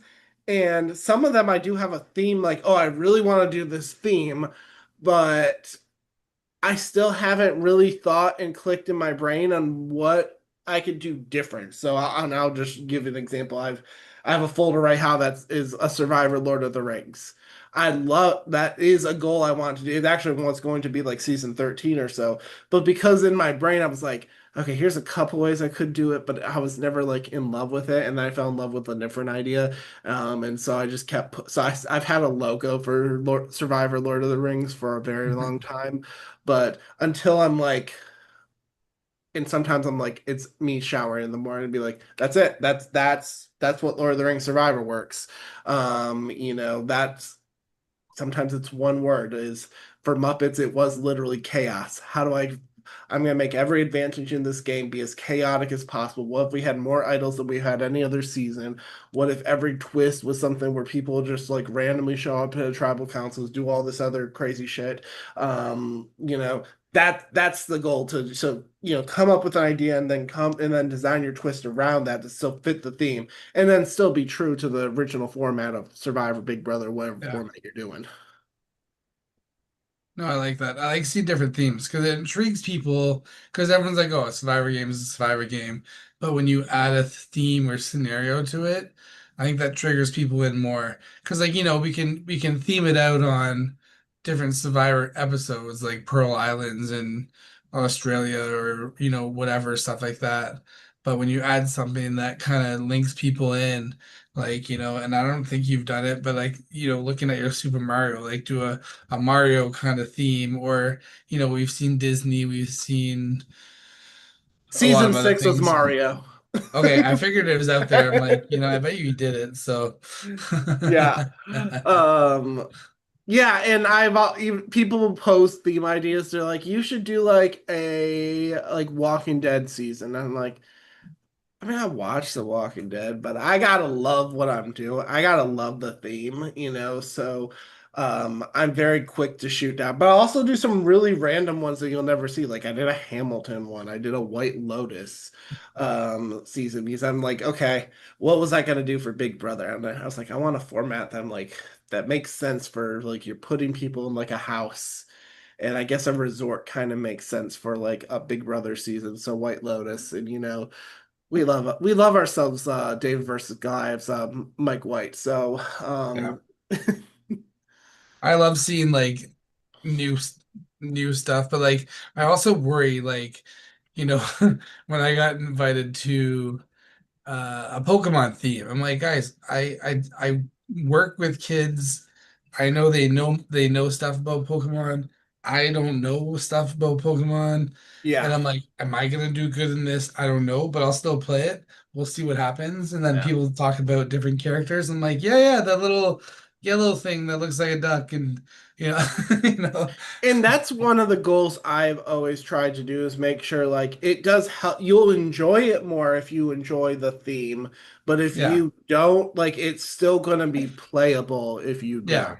yeah. And sometimes I've been better at that than others, I'll admit, but like um I've joked that very rarely have I seen it when I look through the winners that I really have had someone that I'm like is truly a diehard of that particular theme. In fact, I think like for example, season 3 is our Star Wars season, and I think Eric Thomas won. I don't think Eric Thomas ever watched Star Wars. And I could do 5 Star Wars seasons from different eras if I really wanted to. That's how much I love Star Wars. But you know you still make it a way that's like it's really to set the tone. It will, the format will be inspired by what's happening, but you don't need it. And the first org I ever played was Dead by Day was based off Dead by Daylight. Um, I never played that. I've never played that game to this day. Sometimes I've heard people talk about, oh, I think I remember that from the org I played with Dead by Daylight. Um, and so I think it's as long as a host that is doing their theme is designing in a way to make sure like okay, if someone doesn't like it they can still play it. Now I really want the super fans to really like it and play it, but because the themes are a really good way of attracting people to apply for the games, because I know that I've had people in the past apply because they're like, I see this theme and I can't say no to this theme. Of course you can't, and sometimes I'm like, I knew you were going to apply because I know you're a diehard of this theme. And it um draws people in. Like, yeah. I know if I see like, like the things I really like if I see Ninja Turtles or Batman or Super Mario, like The Simpsons, like if I see anything of those sort of themes, I'm like, I don't care, I'm gonna play it because I love those things. And Yeah. it's like it may not always have to relate to that, but the fact that it's that kind of theme, it triggers people into to want to play it too. Yeah. And it keeps things exciting for me too, because I'm like, and some people can, games that, whether they do existing Survivor seasons or just kind of make their own locations or whatever, that's their choice. I don't just want to make a generic Survivor game. That's never been my goal because I think I'd get bored of that really fast. I think I'd be bored if I did Survivor seasons every time. Um, that's the way my mind works. And so, hosts gotta do what is best for them, because I'm like, I don't think I would have done 15 seasons if I only do it. I don't do this to make money. I'm not making money off this. I do this because I enjoy doing it. People seem to enjoy playing it, and I'll keep finding ways to do it in the way I want to do it. I Oh mean, I yeah. totally get that. As a host of war games, like last season, we pitted USA versus Canada. We had an entire team Survivor Big Brother matchup of a whole team Canada and a whole team America. Canada kicked ass, just so you know. Team Canada won. Like both Team Canada were in our final two. I was like, do I have enough Canadian alums to do that? I think I could. If we You really know, want. Right here. it's really hard to cast a full team of Canadian.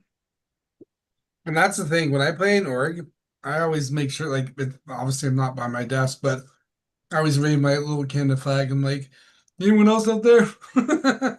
Well, the recurring point of pride that we have had is every season of primetime except for one. We finally broke our streak, I think, season 14 has had someone from Australia. Oh wow. Including season one. We've had one winner, only one winner. That's why I've joked with Christopher Smith. I was like, I think you just cursed Australian players. They can't win anymore. And I was like, I keep casting them, they keep playing. And some of those people keep repeating, but like, it's a pretty diverse group. For I me, don't it's know the if I could. dedication. Yeah, I don't know if I say I've had someone from Canada every season, but I can say that with Australia. Something you got to work on now. I mean, We're close. might not necessarily be player, but I have had someone from Canada every season. He happens to be on prod with me. Well, I mean, I love my prod team. Like, I would not change them for the world. yeah, I've Like had I, a very consistent prod. I don't try and have a large one. A couple people have shifted out, brought like one or two people in over the years.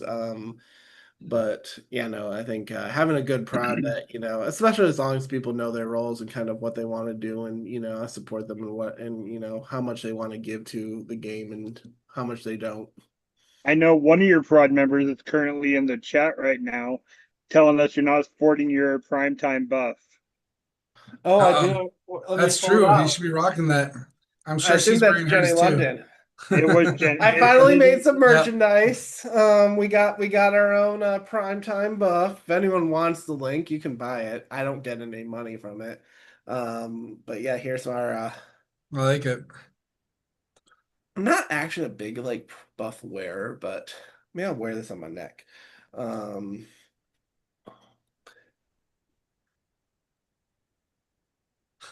There we go. Happy Jenny. Yeah, she's I'm gonna sure continue she'll- watching now, so we I'm sure appreciate it she'll. too. Yeah. I mean, the podcast also has our own merch. True. Tyler's the first. With a t-shirt. Okay. And we have business cards. It's good. It's moving along. So And I'm doing my first LRG where I'll be wearing that shirt to it. Okay. I'll be flying to Oklahoma in a couple weeks or a week and a half. I'm gonna, if I'm playing in org, I start my screen off of this background. Ta-da! Hey, Steve, we just better not hope we're in an org together with the same background. Yeah, why you got the same one? What the hell? Oh, I don't know. I saw this on the internet. Yeah, they're clearly working together. Set of lines right at the beginning. That's funny. I mean, I've seen that happen, so. Oh yeah, it happens, because sometimes I think you just know, seeing some people start in Oregon, like yeah, but they always work together, and Well, you kind of feel it. It's funny because sometimes I'm in a game like Survivor. It's easily like I usually am pretty good at preventing people from like being on the same tribe together, at least to start, to prevent the friend viver from happening because it's a real thing. Let's admit that.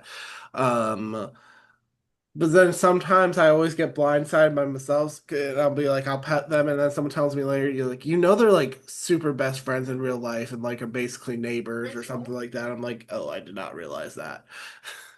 Or my favorite is when people just recently played a game off playing each other. Tyler might have been part of that. Yeah, it's one of the Our radical alliance in the Big Brother community. Yeah, I think I might have. It's funny when you play games, and I know Tyler's gonna hate me talking about it, but we played a duels game not long ago. But then as the game went along, I found out that two of them were siblings in the game, and which was actually related to the host as well as the sibling. And I'm like, what? I didn't even realize that. So it's crazy when those things come upon too. Well, I I've seen mean, that, including in my game. speaking of the duos game, Steve, remind you, this is from the same host that I said no to. Steve comes along, hey, want to play this duos game? Sure, I'd love to. Gets added to a chat with the host that I just said no. Not knowing, not knowing. Mm, I get asked to play, but I don't like joining a duels game. But like, oh yeah, we have someone to play with. I'm like, I don't. If I don't know the person, I want to know the person. So I was like, I'll find someone. Don't worry. yeah, And if I I'm don't know. asked, I always say yes if I'm asked. Next, I'm gonna tag Brenden. Yeah, duels are not really. That's not really a format I'm Yeah. particularly interested in, either playing or hosting. Well, I don't to get the me, point as a host. Like, what you just have double the people. like I felt like a duel. Like that was my first duels game, but I felt like duels game is like you work together kind of thing. But I didn't see Tyler the whole freaking game. We were on different tribes. Yeah. So, Yeah. like to me, duel game is like you're working with the person you're with, and you know, it's So like wait, what was automatic that? alliance. So what was this? Was this sounds like more like a blood versus water type It deal. Well, was. that's what it Oh, was, okay. but it was a Oh, duels okay. blood versus water too. So Okay. Because I've seen that format where like basically it's essentially they're just two people are operating as one person, which yeah, like I said, I don't get the point of that. I feel like it's just like, oh, if someone wants to be like slightly inactive or not do the challenges. yeah. Like I thought you're like sharing advantages and stuff like that when the duels game. I was like, oh, that's kind of cool, but Eh, it wasn't kind of that deal. yeah. A blood versus water format is fine. I think it's just hard to create in an online concept Yeah, of like how do you determine whether someone's really like a loved one? yeah, Especially considering like all these everyone has pre-existing relationships with everyone, so it's like you can argue every person on this cast is is multiple people's loved ones, and yeah. yeah. It's yeah. Loved one's always just like, who can you find to help you win this game? Yeah. That's why I hate the loved one comp in like Survivor, especially because it's really hard to do and you don't know if it's really a family member or someone they just went in their chat and pulled. Okay, I did my first Love One challenge in our last Survivor season, our Muppet season, and honestly, I loved every minute of it. I've always been like, we just did it like as a newlywed game, so it was pretty just like, okay, so find someone who knows you. And Judy Ramsey and her daughter was just the most hysterical thing ever. The way she would just berate her daughter, and her daughter did not want to do this. She was like, like pretty much just dragged into this, like, please, you're gonna do this with me. They come in, they zoom, and her daughter's having a blast, and also like just realizing the absolute ridiculousness of the game. And so I definitely want to do that type of loved one. I don't know how many different types of loved one challenges I'd want to do long term, but like that's sort of like a newlywed, like, oh yeah, pick someone that would actually know you in real life, and there's still some strategy and work you have to do on your end. I think that works pretty well. So, Oh, yeah. Steve, if I ever get one of those comps, I'm gonna drag you along because we seem to know each other pretty well. Yeah. Yeah, we had a mix of people that were like actually related to each other. We had a couple like org people. The winner was, well, it was Valdo and his sister. His sister played our when we talk about siblings and prod members. She played a couple of our seasons and did very well those seasons. And the way they just know each other, like they know each other more than like I know my siblings. So it was it was a very, very good challenge for them to absolutely dominate. But yeah, it was just a good time, I think. No, I like that. Um, um, so you haven't played a lot of Big Brothers. I know we talked a little bit about Big Brothers. Are you watching? Do you watch the show I too, do. or no? Live feeder? Are you a I'm a live feeder? live feeder. Gotta love his Yesterday live was like feeders, one of eh? the best live feed days. And I don't know if we're allowed to give spoilers, but it was very, very interesting. And I had that on pretty much. I didn't watch any live feeds today. I think today was boring, but Yeah, yesterday I didn't was, watch any today either. So yeah. I wish there was a way for me to watch in Canada because I would love to see some of the stuff that goes on, but Yeah. unfortunately, that's locked out. Well, But and it just gives you sometimes it gives you different perspectives that the show like clearly is editing in a certain direction. Um, so for example, did you watch tonight's episode? not tonight. But I've Okay. caught up to tonight. Okay. Well, it was part of one of the funny, there was a funny story about like someone that was expecting to be on the block, and then he was actually telling the HOH, like, oh my God, should I have like when I'm on the block, can you like put me last so I can have this huge shock reaction? And turns out that he ended up getting blindsided that he wasn't on the block. Well, So, but the show cuts that out. I was like, that could have been a really funny moment, but they did not have time. yeah, I like seeing the behind the story of some of the stuff because sometimes you need that. Like Yeah. I don't know, before I didn't really enjoy watching un what was it unclocked or whatever The that Unlocked, episode is, yeah. unlocked. Um, but now they actually show little clips here and there, so it's actually pretty good. So Yeah. I mean, I'd argue that Big Brother is a show that if you literally just watched either a combination of the live feeds and just Twitter, you can literally not watch a single episode and get significant enjoyment of the show.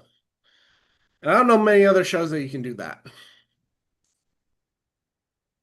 the fact that sometimes the episodes are the most boring parts. so our lovely audience has definitely been asking questions Oh, for you.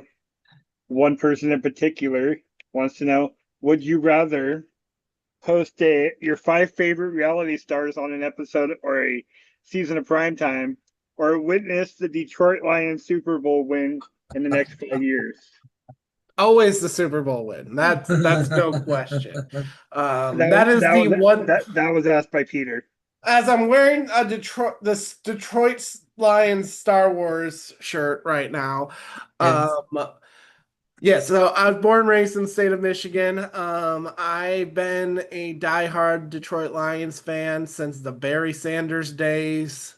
I'm that old, and I've lit, been with this team through the 0-16 season, through many, many trials and tribulations, and um, even during those years, I'd be like, well, next year's our year. Next year's our year. And I you usually came actually legit close. You believe came it. close, but And you know, I think this year might be our year. Who knows? Um, sounds and, like a Toronto Maple Leaf fan. We say all the but time. it's one of those I was like, I just kind of want the one before I die. That if I could just get one, I'd be happy with, I feel you. So yes, over any of a because I don't even know what 5 reality players I would want to play primetime. That's the harder question. I mean, But if you're going with 5, the one on there would have to be the major queen of Big Brother herself, Rachel Riley. I mean, Rachel would be up there. I mean, she's also married to a Brenden, so I'm typically pretty biased there. I've met both of them. I've met Rachel inside of Walmart. I and other members of my prod, with one exception, are in love with Angela Murray and would love to have Angela Murray play a you game. got the key, I of happen to course. have The my Queen. my Big Brother wall is basically like your stuff behind you. Yeah. I need more Big Brother and Survivor merch.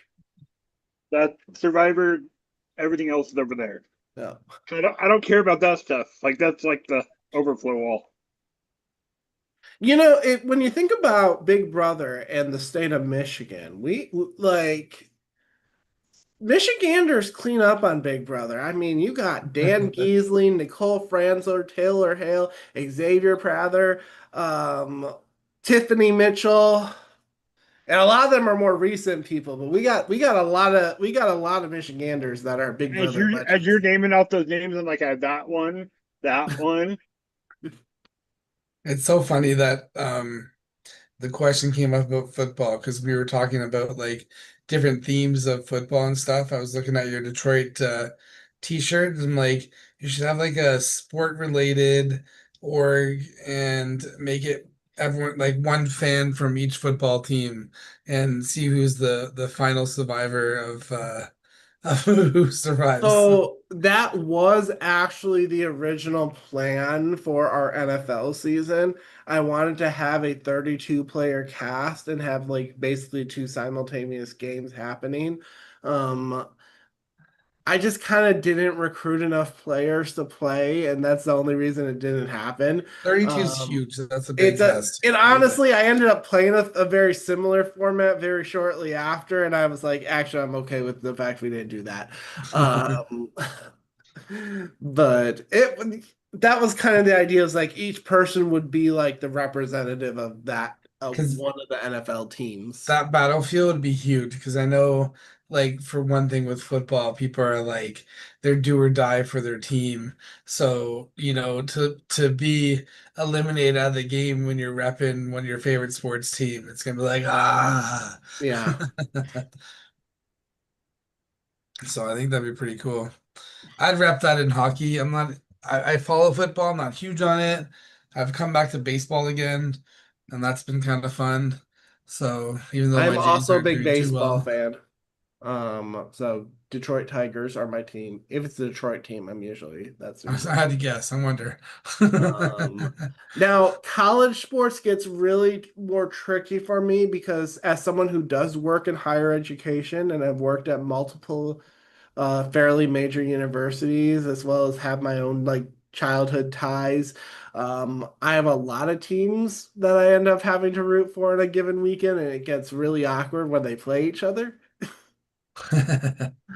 Yeah, college. I know a lot of people with college sports. It's like they can fly teams all over because you go with who you really feel that's gonna kick it. But Yeah, and I don't know if y'all Canadians really understand college sports and how big, especially like in the South, oh, um, like it's a way I of a life. I feel it, and I've seen different things. Like, I have a buddy that I've known since grade six, and when March Madness comes on, he's like, don't even talk to me. Like, don't text me. I won't answer. I'm sitting in front of the TV Yeah. watching March Madness. I'm like, all right. So the whole month of March, I'm like, we'll see you later. I'll talk to you later another I time because have he's to dead avoid serious living about living in college towns. I've had to avoid certain parts of town on Saturdays because I know it's gonna be a madhouse.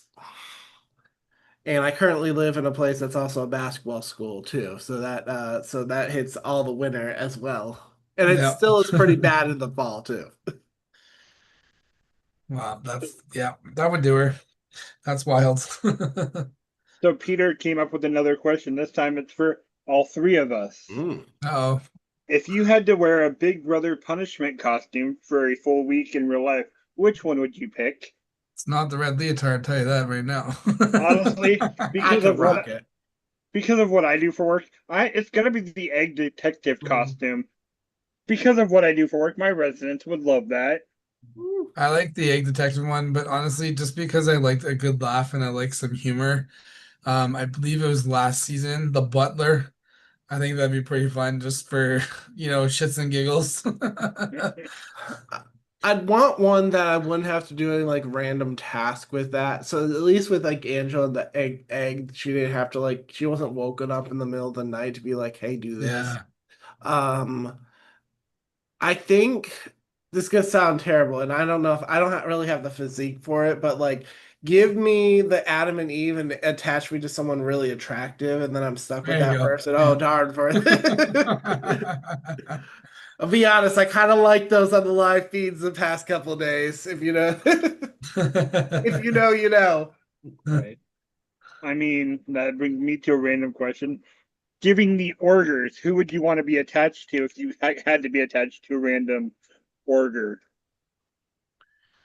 Whew. There's a lot out there, so like Now is possible, not Adam and Eve, just general tether. just general Okay. tether. Um, Probably Jenny London.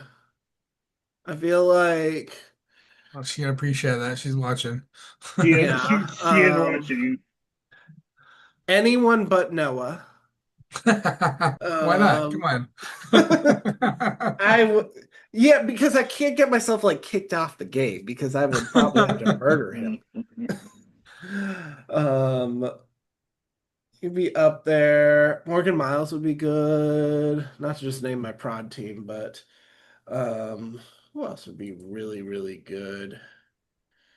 And you also have to think about that from a strategic standpoint. And I think one thing what you see in the Big Brother one, like when Sari played Big Brother 25 and she got tethered to Felicia, it actually ruined her game long term because all basically she had to leave her son alone and she couldn't talk strategy with him, and so he kept doing wrong things while she could have come in normally to fix things like she was doing all season, but because she was tethered to Felicia the entire time and could barely move around, it really tanked their game and the wrong decision got made and kind of ruined them for the rest of the season.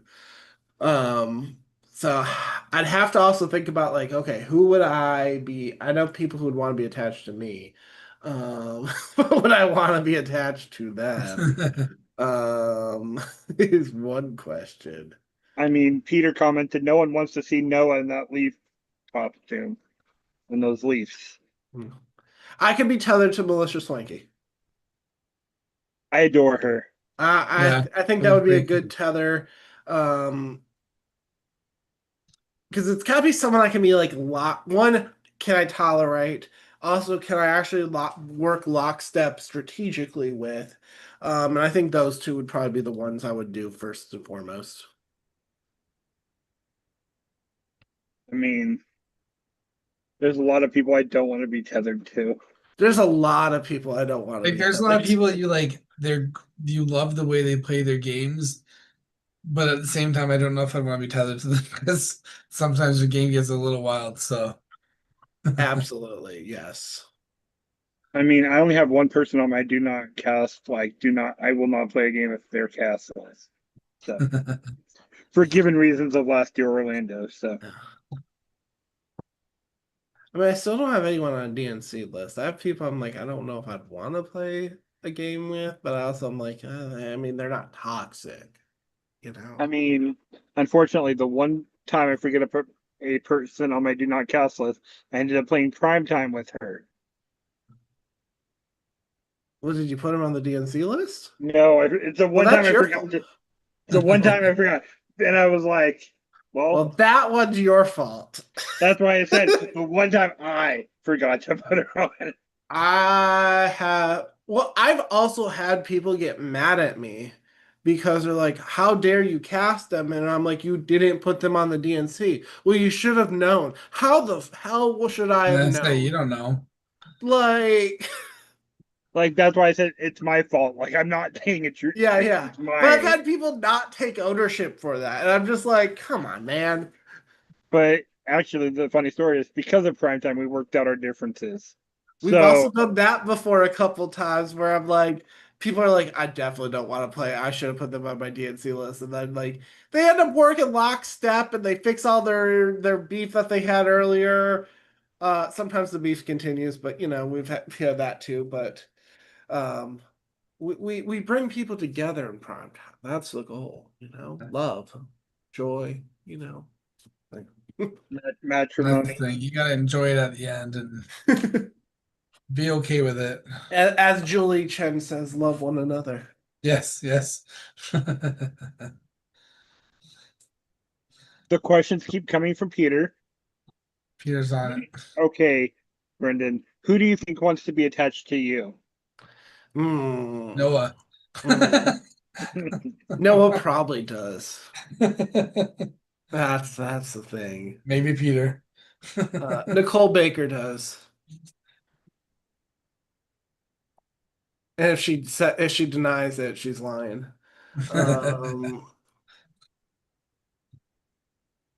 Alex Mundy probably does, but oh my God, I could not do that. Love the kid, I've but sometimes.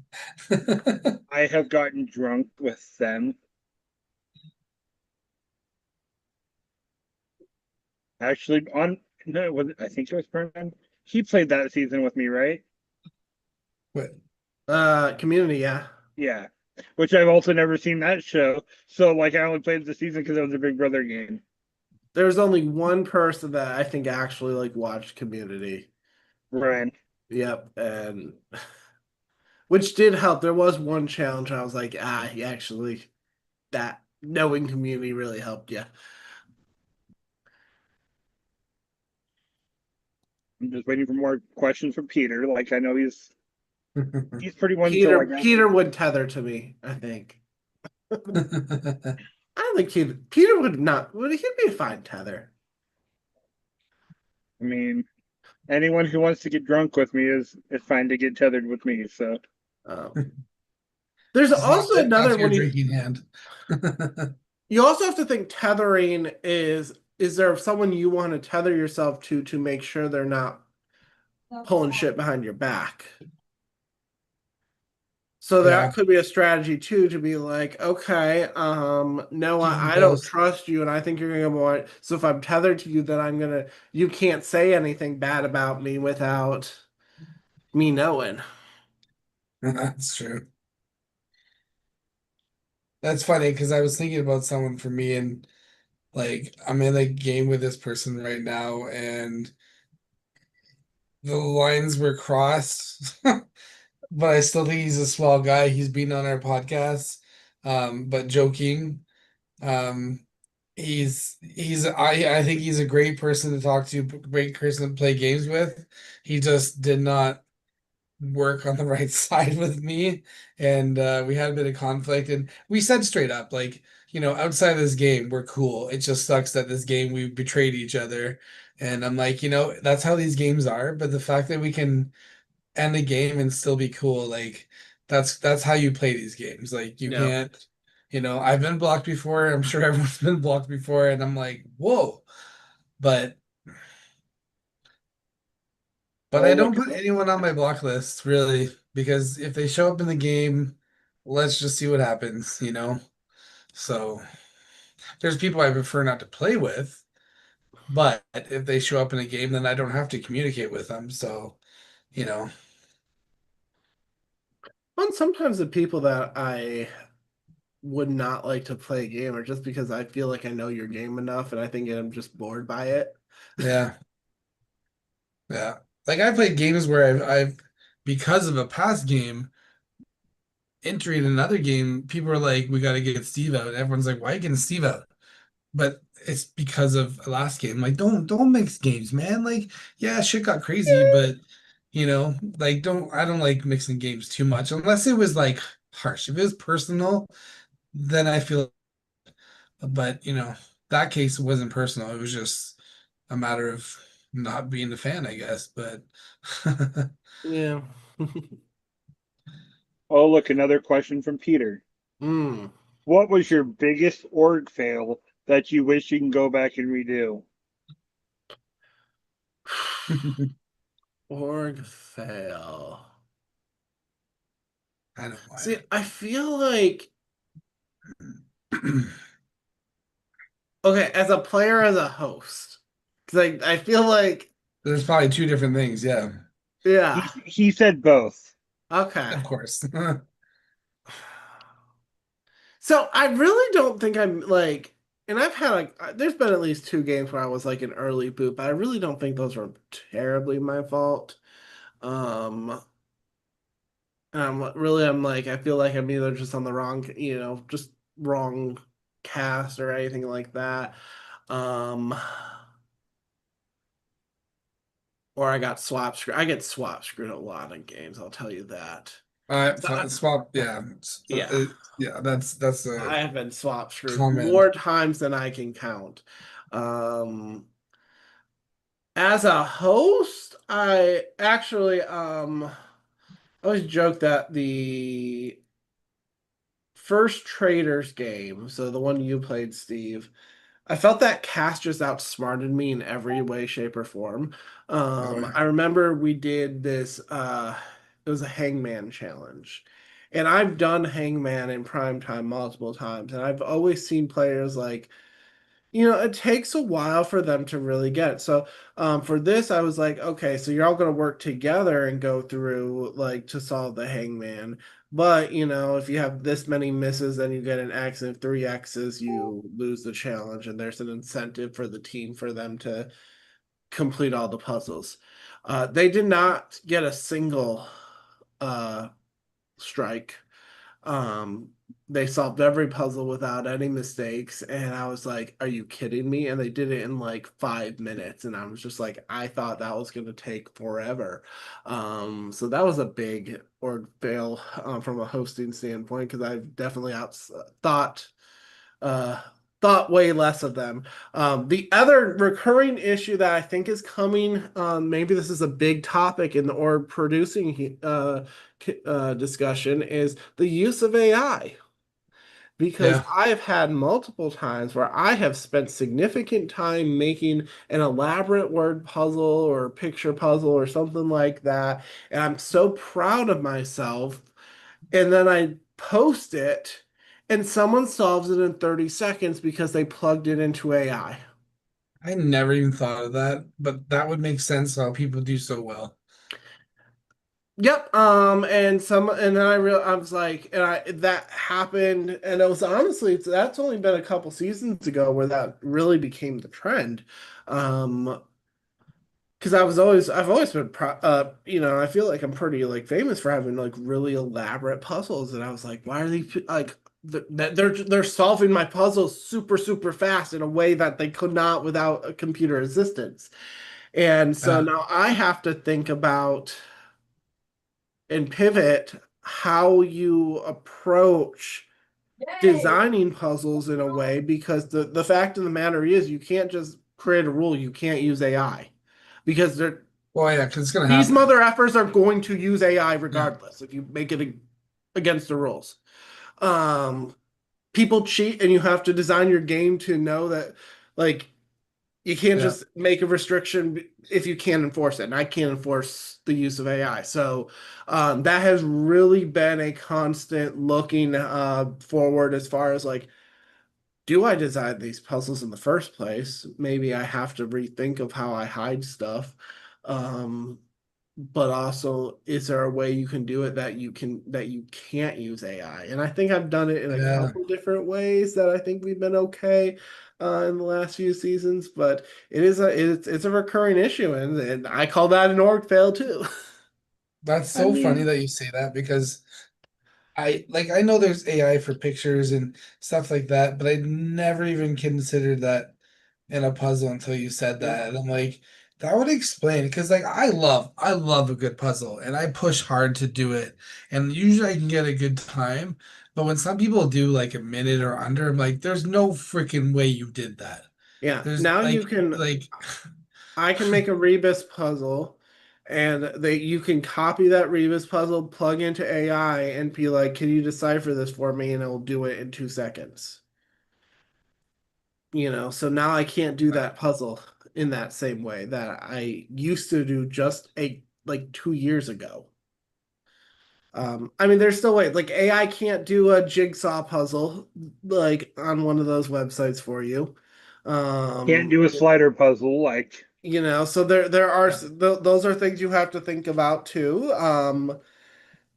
There are, you can still do maybe like these multi-stage type complex puzzles potentially. But yeah, you can't just do the simple like you can't even do like here's a word search, first person to solve that. They'll plug that into AI and it'll find it. I mean, there are a lot of puzzles out there where you can simply just plug it into Yeah. AI. I mean, I'm a believer in the graphic side of AI. That's why the Onion looks so good. I do AI for that. I thought you drew that. Well, I'm not that artistic. Well, what's funny with one of them is so this season I mean we all AI has been there forever, so like we're not, but I've not like done a ton of AI generation in any of my graphics. But I have this past season I had a character that was murdered and rose from the dead, so I made AI turn them into a zombie. And The Bianca's lovely gonna Bianca. Bianca's gonna Lovely hate one. me. Bianca did message me the other day. She's like, Brendan, I swear I don't hate you. But when we posted the photo, that was a zombie version of it. It might have I had to redo it like 2 or 3 times because it showed like it had tattered clothing and it might have been tattered clothing in an area that you shouldn't. It was exposing a certain part of the body that you should not. A woman wouldn't want exposed. And so I was like, I didn't even see it the first time. It's like, oh shit. So I was like, it took me like an hour to figure out, like, because it just wouldn't not cover it or cover it away. And I'm just like, well, come on, AI, like, what are you doing? Also, I feel like these ones should not have like these nudity.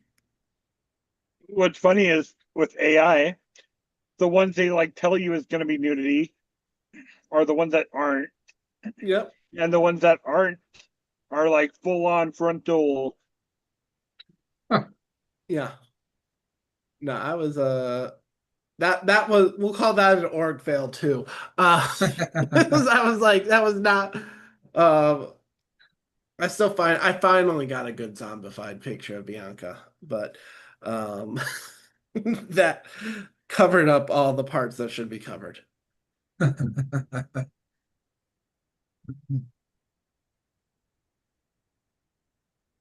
I mean, I suck at traders games. I do not have a poker face when it comes to. So you'll never catch me playing a traders game.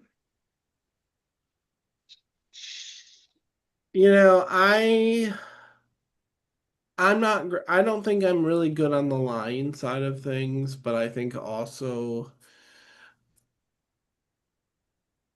I think you can sort of, it's how you tell the There are truth. ways you can get around You it. know, there are, how do you tell half lies? How do you withhold truth? And I think you can do that. And I find I'm better at that and doing that with a straight face. But also, I've had at least one time in my art career where someone gets me on a messenger call and stares me down for about a half hour, basically to be like, you're not going to vote me, right? You're not, and then interrogating. I actually had 2 rounds where 2 different people were doing this, and I had to literally like look at them in the face and completely lie to them and be like, no, you're good. No, we are fine. We're totally fine.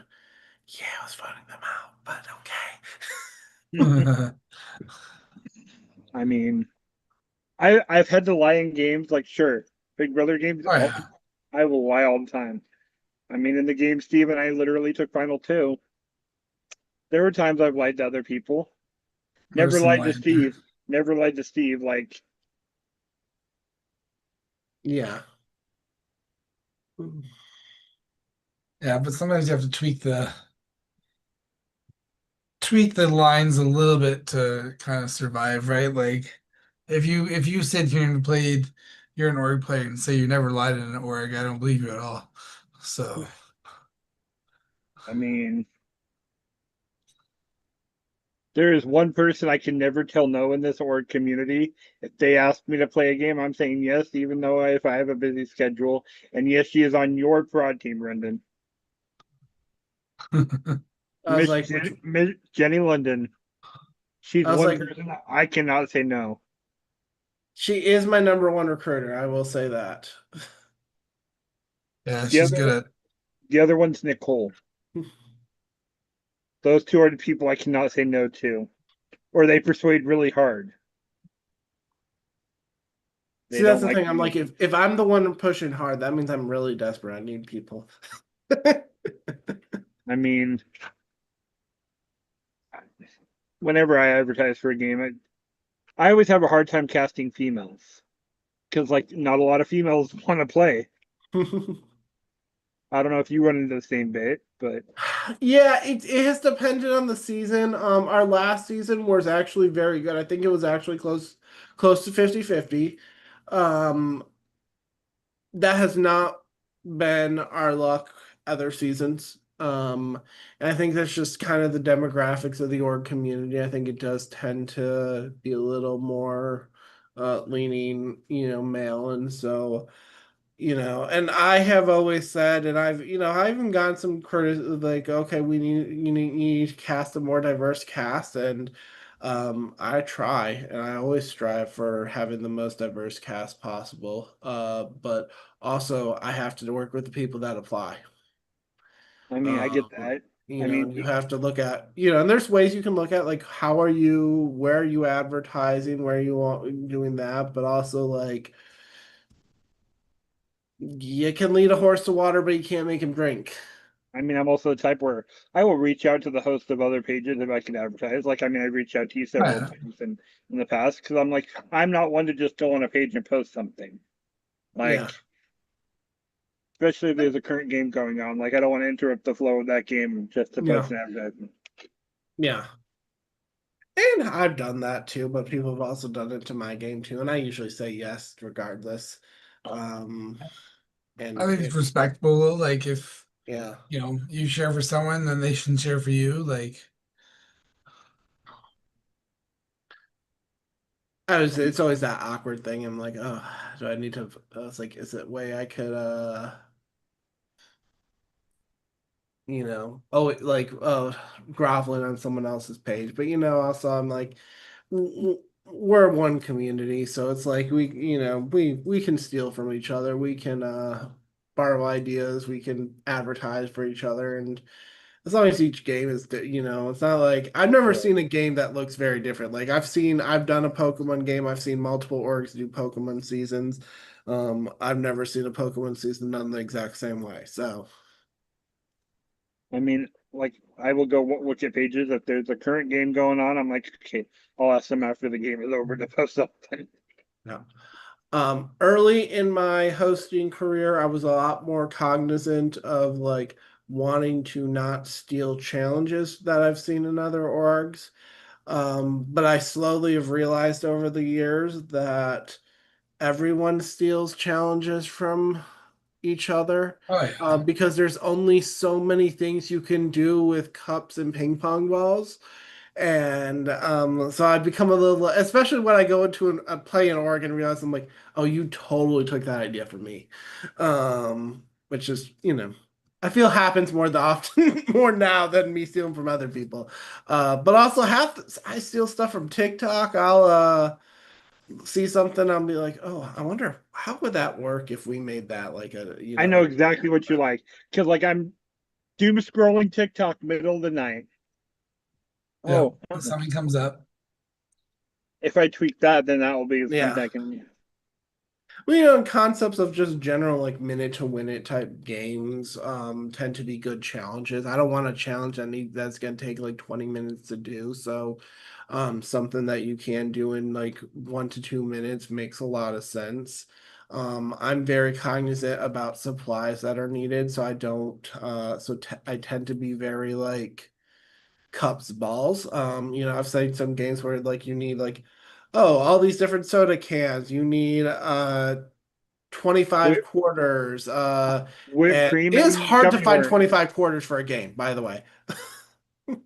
Yeah. And I the thing mean, is too, it's like you have to remember when you want to do new challenges, new orgs and stuff, and it's like you gotta, for one, you gotta give time if it's out of the ball, out of the normal Yeah. what's the word I'm looking for? Grocery list or supply. Um, but like sometimes it's like like I think the one day, I don't know what org it was from, but they're like, you need 6 cans of pop or soda in your guys' reference. But like, I was like, I don't usually use cans, so then I had to go out and buy some stuff, and you're going out of the way to do some things and stuff. So Yeah. yes. But yeah, the worst one whenever it's like you need quarters, because it's like, who carries cash anymore? I mean, I have like a set stack of like $1 worth of quarters sitting up in a shot glass up here on my Yeah. little stand because I'm like, those are my org quarters. Those are the ones I use for Yeah. when we do quarters. That way I know I have that. Oh no, if I play a game and I see that on the list, I'm like, crap, and I'm like, I have to figure out where to get the cash so I can turn those into quarters and all that. But I have well, not anymore, but I have a jar of quarters usually by my desk. yeah. But like I sometimes it's like, do you like you don't want to go get these supplies because you don't know how long you're going to be in the game too. So it's like, Oh, that's also fair. And then if you buy supplies, you're stuck with them if you're yeah. already out of the game. That's how I wound up with Vaseline and cotton balls. Mm. I still have a 3 pack of toothbrushes that I've used once, but now they just sit in my org box because you never know. Everybody has the orgs section. Like they have, mine's my little stand of. Well, like you're an org player because right off the bat, when Brendan starts his podcast with us, he's showing us a cup challenge right away. I mean, Well, Usually they're so on does, hand. does everyone not keep a stack of solo cups next to on their Well, it's desk? funny. I actually had to buy new solo cups over the weekend. I'm not playing any games right now, but I was like, so part of my job is I plan large staff trainings, and actually, I'll probably have to go off in about 5-10 minutes here, because I gotta get up early in the morning for work. But Friday I host a elaborate we call it a staff Olympics, where all the different staff teams compete in various games and activities. It's almost like a big LRG in one day. I was so terrified of rain. I was like, okay, I need to come up with some sort of indoor activity. So I grabbed my org cups, brought them to work, and I was like, we could do a cup pyramid stacking challenge if we need to. And I'm like, that will work, and I could run that if that was easy. We ended up not using it, and I've left the cups in the hall, so I told they're gonna throw them out. So I had to buy new cups. And that's like the main thing to have. But like, I'm not gonna, it's not the org, it's the players. So I'm not gonna like shout out but like the org I'm playing now, there's a lot of people that are like, oh, I don't have cups that they're coming on Amazon for tomorrow. I'm like, but if you're playing an org game, how do you not have cups? Because that's like the main thing to have because they're guaranteed you're gonna have a cup challenge. Yeah. I have seen probably my biggest issues have been from like Australians. So like the typical red solo cup, is it's the one like American stereotype that's 100% true. We love our red solo cups at parties, and usually there's some alcohol in this at those, especially the college spaces. So the fact that I was even a little paranoid bringing it to work to be like, should we really be having, because even just the concept of a red solo cup, people associate, Oh with yeah. rambunctious binge drinking. But a lot of they're usually called like party cups or American cups or something like that in Australia, and I've seen some of them just not be like exactly this type, especially if you don't live in like the bigger cities in Australia. And so we have had some times in the past where I've looked at like those cups will not work, and we've had to try and figure out around that. But um, that's I've not had any issues. Obviously, no issues with like Canadians doing finding cups, but also like even Europeans have not had issues finding cups. It's They're been picky with mostly, recycling stuff too, though, so this yeah, veggie what they have. But like yeah, the one thing that I find that's different with the American Canadian thing, and it's so weird because it's such a simple thing, like we have the red solo cups, obviously different colors, clear ones, whatever. But the ones I've never found here, which I see a lot of people have, are the ones that almost have the square bottom. It's like rounded. Yeah. Like I've never seen them out here yet. I Yeah, was like, so Interesting. it's a normally I brand have of some of those. Solo. Like Solo, as a company, makes multiple, including the square ones as well. Yeah. And you can see these. You can get these in other colors, not just red. You just see red more. This is like Kroger brand, so this is like not actual Solo, but I was like, this is the Costco brand of the red solo Yeah, like cups. you have Like, the wider edge too on those yeah, ones, right? So it's like there's yeah, so many different kinds. yeah. I like also people, learned over the years these are different. Like the size, it's really hard online. Like I couldn't tell you, Tyler, what size your cups are. You know, I you could be mean, like Yeah. they look Like different, but then they also might be the exact same. Like as far as holding.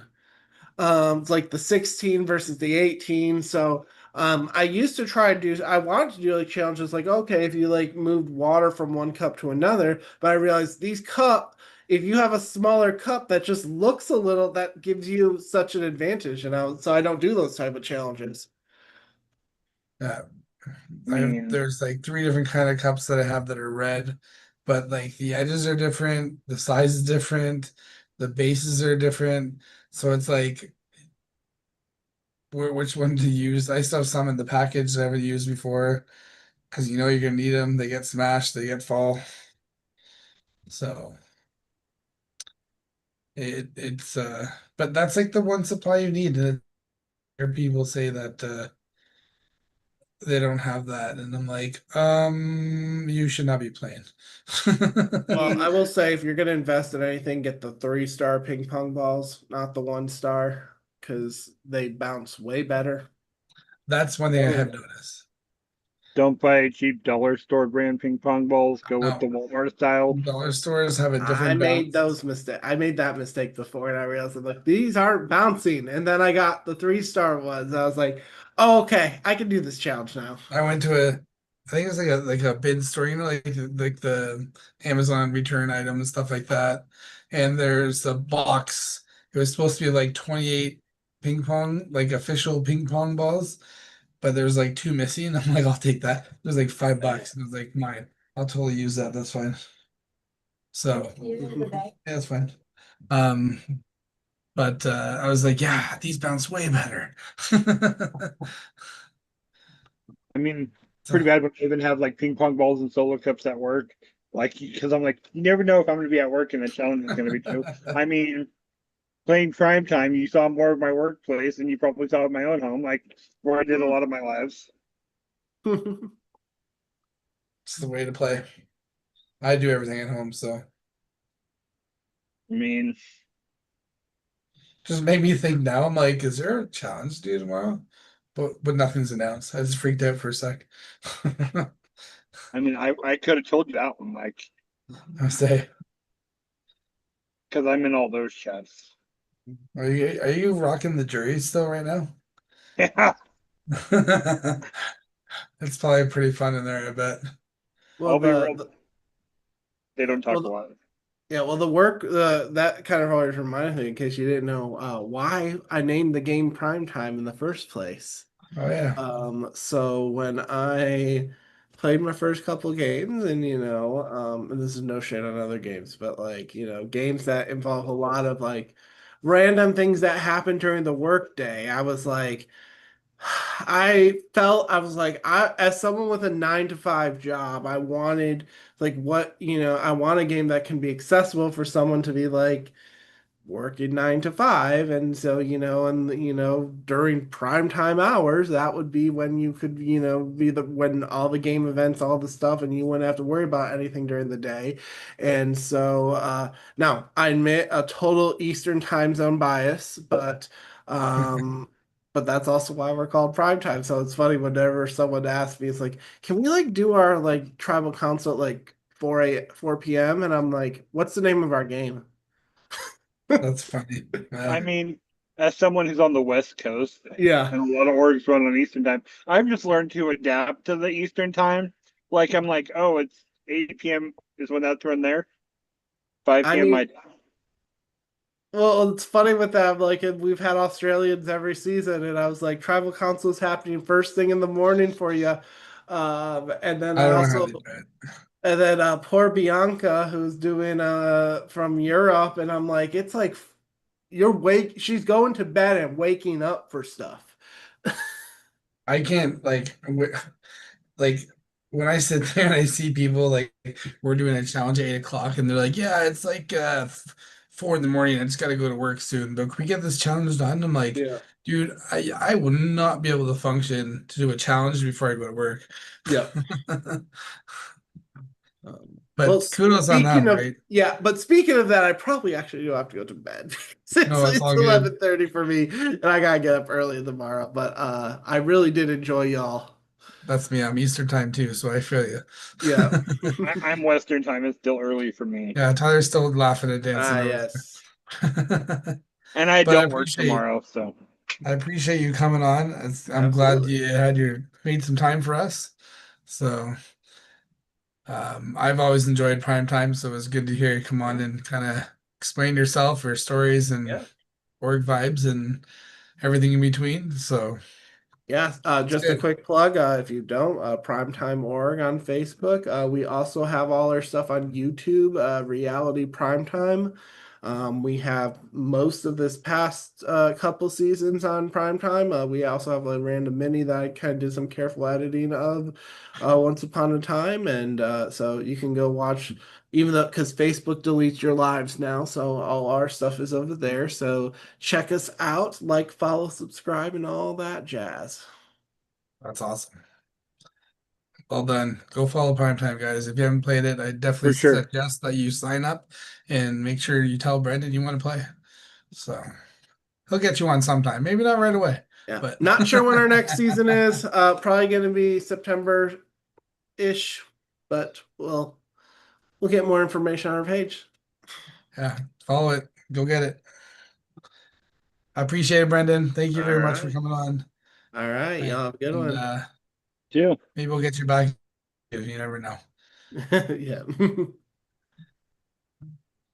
All right, cheers. You're free to go when you want because Tyler and I hang out for a bit. But All right. Absolutely. thanks Y'all for have a good night. hanging out.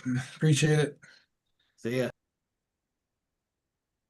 Tonight was definitely a good night. I mean, we're still live for a couple minutes, like just to kind of wrap up our Yeah, show, and then you and I sit around for at least a little bit after the program and chit chat, and may or may that's not good. talk shit of it, may or may That not was talk crap about people, and never, especially that Peter guy. Oh, that's well, look, Peter. um. No, I think Peter went to bed. So No, it was good. I think the scenario of it all today was really cool because we had a org player, we've had the like two kind of hosts, but from different categories. So it was a good rollout tonight. I think it went really well. definitely a good night. I mean, I'm hoping this one outbeats the highest ranked It episode could so be. I don't far. have my timer on this for some reason, but I I feel like we mean, did a good job. we are currently at about 3 hours and 30-ish minutes. I That's don't pretty know. close. Oh, I guess I could have went back and looked. Uh, Oh, this one outbeat the episode 7, which was our highest episode there you by 20 minutes. go. That I works. mean, but with that, I mean, I'm just gonna go ahead and stop the live and to the audience still watching because we somehow still have at least 10 viewers right Thank now. you, fans, Like I'm more shocked that we have watchers. 10 watchers right now. Um, double digits today. Beauty, beauty. We will be here same time next week. I don't remember who's all on the list for next week, but There's a list though. there's a list, and y'all will just have to wait and see who comes on. You bet. Good night, viewers. How do Good I night, mute all. that?